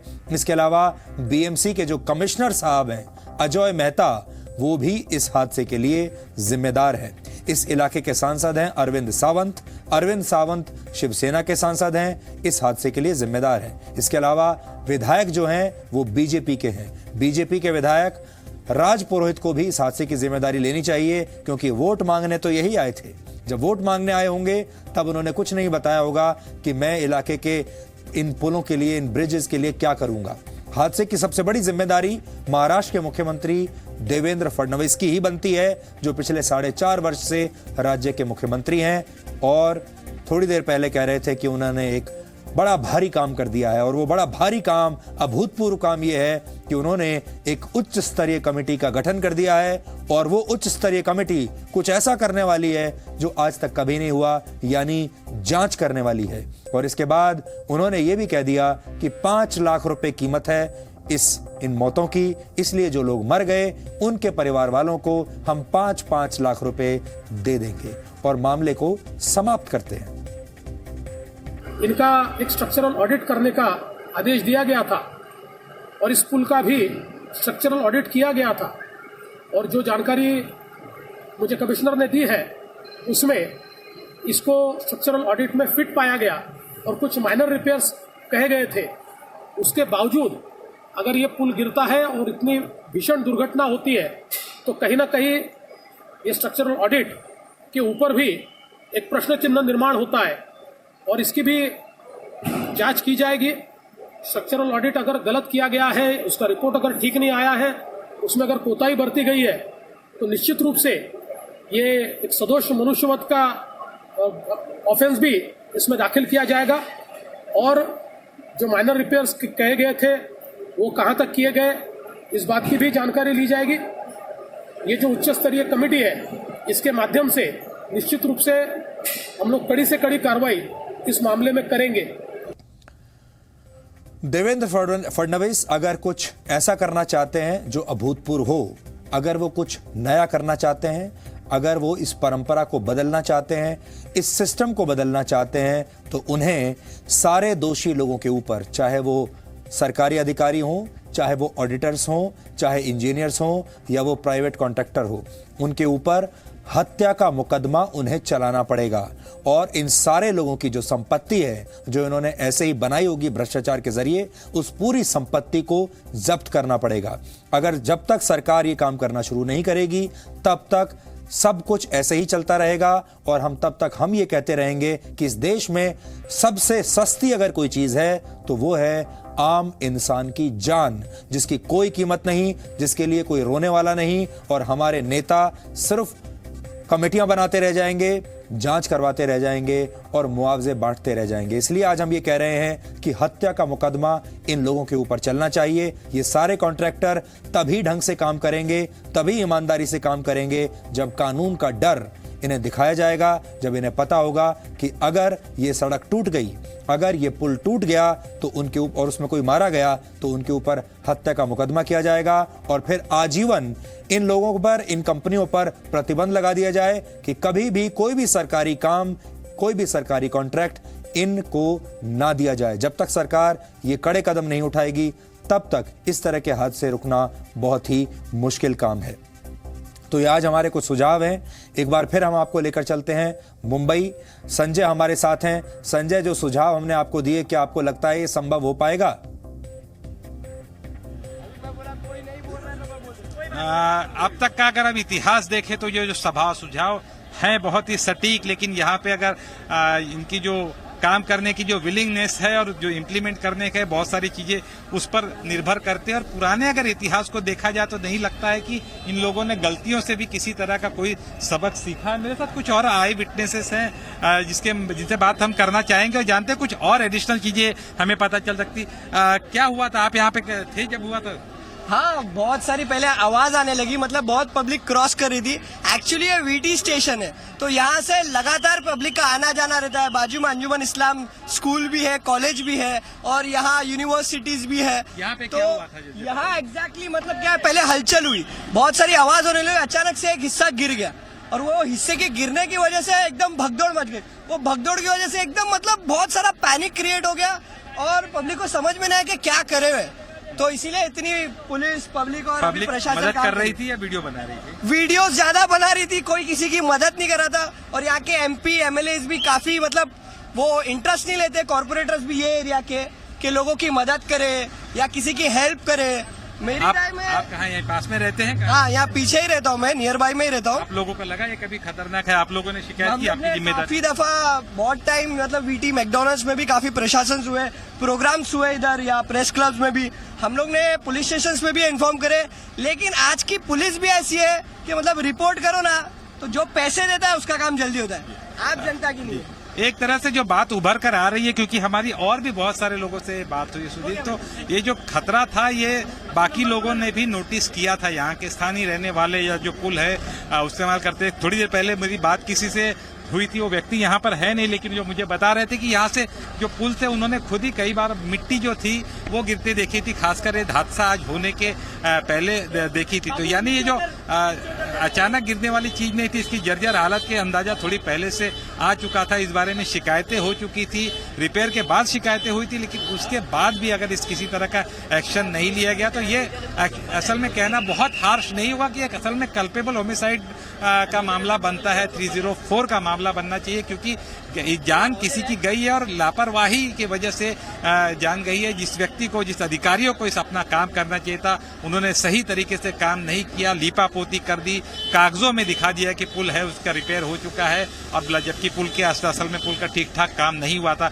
यही अधिकारी ये कह देते कि ये पुल ठीक ठाक नहीं बना है, ये जर्जर है, इसे तोड़ देना चाहिए और उसके बजाय नया पुल बना देना चाहिए, तब भी बहुत कुछ हो सकता था। और अब भी बहुत देर नहीं हुई है, क्योंकि मुंबई में ऐसे बहुत सारे पुल और हैं जो काफी खतरनाक स्थिति के अंदर है, कई साल पुराने हैं, 30 साल से पुराने, जिनकी लाइफ हो चुकी है, इनकी लाइफ एक्सपायर हो चुकी है। उसके बावजूद वो पुल है जिसको किसी तरह से ठोक पीट के और किसी तरह से काम चलाऊ मरम्मत करके उसका इस्तेमाल अभी भी किया जा रहा है। तो बहुत सारे लोग हैं मुंबई में रोजाना खतरों से जूझ रहे हैं। इस तरह के खतरे उनके ऊपर कभी भी हावी हो सकते हैं। अब भी अगर प्रशासन नहीं चेता, लोगों की बात नहीं सुनी, तो इसके आगे आने वाले परिणाम बहुत भयानक हो सकते हैं। सुधीर, मैं आपको और कुछ तस्वीरें दिखाना चाहूंगा, ऊपर की मैं कुछ तस्वीर दिखाना चाहूंगा। मेरे कैमरामैन को कहूंगा कि जूम करे मेरा कैमरामैन। और यहाँ पर अब वो जो पुल है उसको ऊपर से भी तोड़ने का काम चल रहा है। जो तस्वीरें अगर हम आपको दिखाएं तो ऊपर का 2 से 3 लोग वहाँ पे डिप्लॉय किए, जो ऊपर से हथौड़े से का इस्तेमाल करके जो पुल का जो थोड़ा बचा हुआ हिस्सा था, स्लैब वाला हिस्सा था, उसको वो लोग तो वो वहां पर तोड़ रहे हैं ताकि वो हिस्सा भी पूरी तरह से गिर जाए। कोई भी खतरनाक हिस्सा है वो बचा नहीं रहे ताकि कभी और यहाँ से जाने वाले पे किसी पे वो गिर जाए। तो पहले मशीनों का इस्तेमाल किया, जब मशीनों से बहुत सारी बात नहीं बनती उनकी दिखाई दी, उसके बाद में जो व्यक्ति हैं, अपना जो मजदूर है, उनको लगाया गया है जो हथौड़े का इस्तेमाल कर रहे हैं और इस तरह से तोड़ रहे हैं। तो एक जो पुल के मेरे दाएं तरफ वाला हिस्सा तो पूरी तरह से क्लीन हो चुका है। जो बाएं तरफ वाला हिस्सा है, ये जो हिस्सा हम आपको दिखा रहे हैं, ये पर्टिकुलर हिस्सा है जो VT स्टेशन है उससे जोड़ता है। VT स्टेशन का जो इंटरनल फुटओवर ब्रिज है उससे जोड़ता है और उसको पूरी तरह से गिराया जा रहा है। ये काम मेरे ख्याल से रात तक हो जाएगा। नीचे में मलबा है वो भी आपको मैं दिखा सकता हूँ। ऊपर से जो तोड़ के जो मलबा गिराया गया है वो मलबा यहाँ पे गिरा है और बाकी जो ट्रक्स वगैरह आ गए हैं, धीरे धीरे इस मलबे को भी हटाया जा रहा है। प्रशासन की तरफ से पूरी कोशिश है कि जल्द से जल्द इसको खोल दिया जाए, लेकिन ट्रैफिक पुलिस ने अपनी तरफ से एडवाइजरी जारी कर दी है और उस एडवाइजरी में कहा गया कि ये जो रोड है इसको पूरी तरह से अवॉइड किया जाए और घूम के पी.डी. मेलो रोड की बात करें या फिर मेट्रो जंक्शन या क्रॉफर्ड मार्केट, ऐसे जो ऑल्टरनेट रोड है उसका इस्तेमाल करें, क्योंकि कल सब जब मुंबई कर फिर से जाएंगे और यहाँ से जब जाएंगे तो उनको किसी तरह की परेशानी नहीं होना चाहिए। यहाँ पे ऑन लुकर्स बहुत ज़्यादा है। मैं आपको बता दूं यहाँ पे सैकड़ों की संख्या में वो लोग हैं जिनका कोई काम यहाँ पर है नहीं, लेकिन सिर्फ तमाशा देखने के लिए या भीड़ जमा करने के लिए लोग आए हैं, वीडियो बनाने के लिए लोग आए हैं। और इनकी वजह से भी बहुत बार जो राहत कार्य होता है, बचाव कार्य होता है, उसमें दिक्कत आती है। कहीं ना कहीं हम जब बाकी लोगों की बात कर रहे थे, सरकारी एजेंसीज की जब बात करते हैं, राज्य सरकार की बात करते हैं, बीएमसी की बात करते हैं, रेलवे की बात करते हैं, कहीं ना कहीं हमें आम जनता का एक पर्टिकुलर सेक्शन है उसको भी अपनी जिम्मेदारी इस मामले में बहुत समझने की जरूरत है। ना सिर्फ राहत कार्य, बचाव कार्य करने में, मोबाइल शूट न करने में, लेकिन जब उन्हें लगा कि खतरा है इस तरह का है तो उन्हें पुरजोर तौर पे अपनी आवाज उठानी चाहिए। तो एक जिम्मेदारी बतौर नागरिक की भी बनती है सुधीर जी। और जो तमाम नागरिक हैं और जो दर्शक हैं वो लगातार हमें अपने अपने संदेश भेज रहे हैं। इस वक्त जी न्यूज़ देखकर उनके मन में क्या भाव आ रहे हैं हमें बता रहे हैं। पब्लिक का मूड क्या है, जनता का मूड क्या है, एक दो मैं ट्वीट आपको पढ़ के बता देता हूँ। जैसे किसी ने लिखा है, आज इंसानियत इतनी गिर गई है, पैसों के लिए अंधे हो गए हैं। 1 साल पहले रिपेयर किया हुआ ब्रिज गिर गया, ठेकेदार, नगर सेवक, बीएमसी के अफसर सबने करोड़ों का बिल बनाकर सरकारी खजाने को लूटा। शर्म आई नहीं आएगी। सब लोग लाशों पर शीश महल बनाना चाहते हैं। ये जनता के सेंटिमेंट्स हैं, ये जनता सोच रही है इस वक्त उन लोगों के बारे में जो शासन चला रहे हैं, जो प्रशासन चला रहे हैं।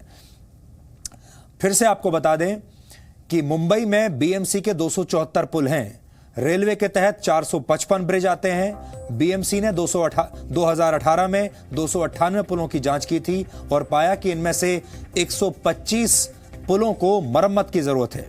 बीएमसी के 48 पुलों की हालत बहुत खराब है और इनमें 10 पुलों को दोबारा बनाने की जरूरत है, जबकि 10 पुलों की हालत इतनी खस्ता है कि उनकी मरम्मत भी अब मुमकिन नहीं है। ये स्थिति है। और अब आप ऐसा समझ लीजिए कि जब इतने सारे पुल, जब इनकी मरम्मत होगी या इन्हें दोबारा बनाया जाएगा, ये सारे पुल भ्रष्टाचार के अड्डे बन जाएंगे।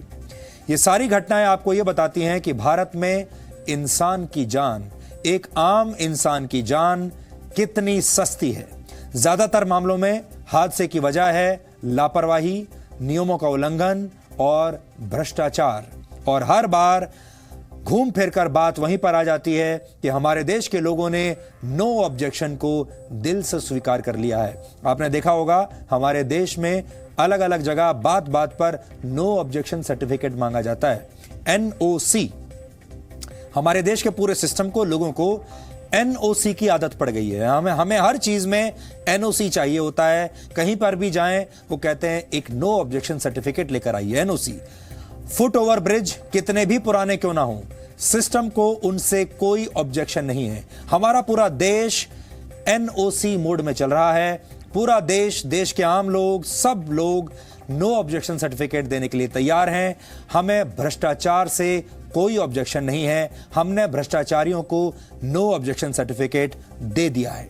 किसी होटल में आग लग जाए तो भी हम उसे सहज भाव से स्वीकार कर लेते हैं। रेलवे स्टेशन पर ब्रिज गिर जाए तो भी कोई ऑब्जेक्शन नहीं है। अतिक्रमण से कोई ऑब्जेक्शन नहीं है। अवैध पार्किंग से हमें कोई ऑब्जेक्शन नहीं है। प्रदूषण पर नो ऑब्जेक्शन है। रिश्वतखोरी पर नो ऑब्जेक्शन है। सार्वजनिक संपत्ति की चोरी पर नो ऑब्जेक्शन है। आप ये भी कह सकते हैं कि भारत का हर आदमी भ्रष्टाचारियों को और कानून तोड़ने वालों को एनओसी बांट रहा है। ऐसे हादसों में लोग अगर मर भी जाएं तो भी किसी को कोई ऑब्जेक्शन नहीं है। ये पूरा की पूरा देश, पूरा की पूरा भारत एनओसी मोड में चल रहा है और यही इसकी सबसे बड़ी समस्या है। सच तो यह है कि भारत में रहने वाले 135 करोड़ लोग हर रोज जब घर से निकलते हैं तो उनके मन में ऐसे भाव आते हैं जैसे वो कोई युद्ध लड़ने जा रहे हों, क्योंकि घर से ऑफिस के बीच कहीं भी कभी भी मौत से मुलाकात हो सकती है। आप जिस सड़क पर जा रहे हैं वहां मौत हो सकती है। ट्रेन में मौत हो सकती है, बस में मौत हो सकती है, मेट्रो में मौत हो सकती है, और नहीं तो अगर आपकी किस्मत खराब हुई तो पुल आपके ऊपर गिर जाएगा, या जिस पुल के ऊपर से आप जा रहे हैं वो पुल नीचे गिर जाएगा। कुछ भी कहीं भी हो सकता है। इस दौरान बार बार आपके घर से फोन आते हैं ताकि इस बात की पुष्टि हो सके कि जो लोग घर से गए हैं वो जिंदा हैं और सकुशल हैं। इसीलिए तो लोग जब वापस घर पहुंचते हैं तो अपने करीबी लोगों को कहते हैं मैं सकुशल घर पहुंच गया हूं। कितना बड़ा युद्ध आप जीत लेते हैं अगर आप सुबह से निकले हुए शाम को काम से लौटकर वापस सकुशल जिंदा अपने घर आ जाते हैं। ये एक बहुत बड़ी उपलब्धि है भारत जैसे देश में। आज मुंबई में जिन लोगों पर यह फुट ओवर ब्रिज गिरा, उनके परिवार इस समय कितने परेशान होंगे, क्या आपने सोचा है? ये सारे लोग सुबह जब अपने घर से निकले होंगे अपने परिवारों को वादा करके आए होंगे कि आज शाम को जब लौटेंगे तो हम ये काम करेंगे। उन लोगों ने अपनी लंबी चौड़ी लिस्ट बनाकर रखी होंगी इस हफ्ते क्या क्या काम करने हैं। उनके ऊपर जिम्मेदारी होगी, परिवार की जिम्मेदारी होगी, बच्चों की जिम्मेदारी होगी। लेकिन जिनकी लापरवाही से ये पुल गिरा है वो इस समय भी कहीं आराम से बैठे होंगे और अपनी गलतियों को ढकने की योजनाएं बना रहे होंगे। ये तस्वीर हमें बदलनी होगी और ये तस्वीर ऐसे नहीं बदली जा सकती। सबसे पहले इस तस्वीर को इस देश की जनता ही बदल सकती है, और सरकार चलाने वाले लोग अगर हमें सुन रहे हैं तो ये पहली जिम्मेदारी उनकी है कि वो इस तस्वीर को बदलें, और जब भी ऐसा हादसा हो तो उस हादसे के जिम्मेदार लोगों पर हत्या का मामला दर्ज होना चाहिए। ये तस्वीर तभी बदल सकती है। हमारा ये मानना है कि ये सिर्फ भ्रष्टाचार का मामला नहीं है। जो लोग भी इस हादसे के लिए जिम्मेदार हैं उन पर हत्या का मुकदमा चले। कम से कम इस हादसे से सबक लेते हुए हमारे देश की सभी सरकारों को पुलों की मरम्मत का काम आज से ही शुरू कर देना चाहिए। अब इसके बाद कृपया करके अगले हादसे का इंतजार ना किया जाए। दिसंबर 2017 में सड़क परिवहन मंत्रालय ने भारत के राजमार्गों पर 6500 कमजोर पुलों की पहचान की थी, और हमारे देश में राजमार्गों पर 20 से ज्यादा पुल तो ऐसे हैं जो 100 साल से भी ज्यादा पुराने हैं, यानी अंग्रेजों के जमाने के हैं। आज की खबर बड़ी दुखद रही, और मुंबई के जो लोग हैं वो तो इस खबर से ज्यादा आहत हुए होंगे क्योंकि उनके शहर में ऐसा हुआ है। लेकिन अगर आप मुंबई में नहीं रहते, देश के किसी भी कोने में रहते हैं, तो भ्रष्टाचारियों को ये NOC बांटना बंद कीजिए। अपने आसपास जब भी आप भ्रष्टाचार देखें, अपने आसपास जब भी आप अतिक्रमण देखें, टूटी हुई सड़क देखें, टूटा हुआ पुल देखें, अपने आसपास भ्रष्ट नेताओं को देखें, भ्रष्ट अधिकारियों को देखें, तो नो ऑब्जेक्शन सर्टिफिकेट मत दीजिए, नो ऑब्जेक्शन मोड में मत आइए। तुरंत अपनी आवाज उठाइए, ऐसे लोगों को एक्सपोज कीजिए, तभी ये लोग सुधरेंगे। तो DNA में आज इतना ही।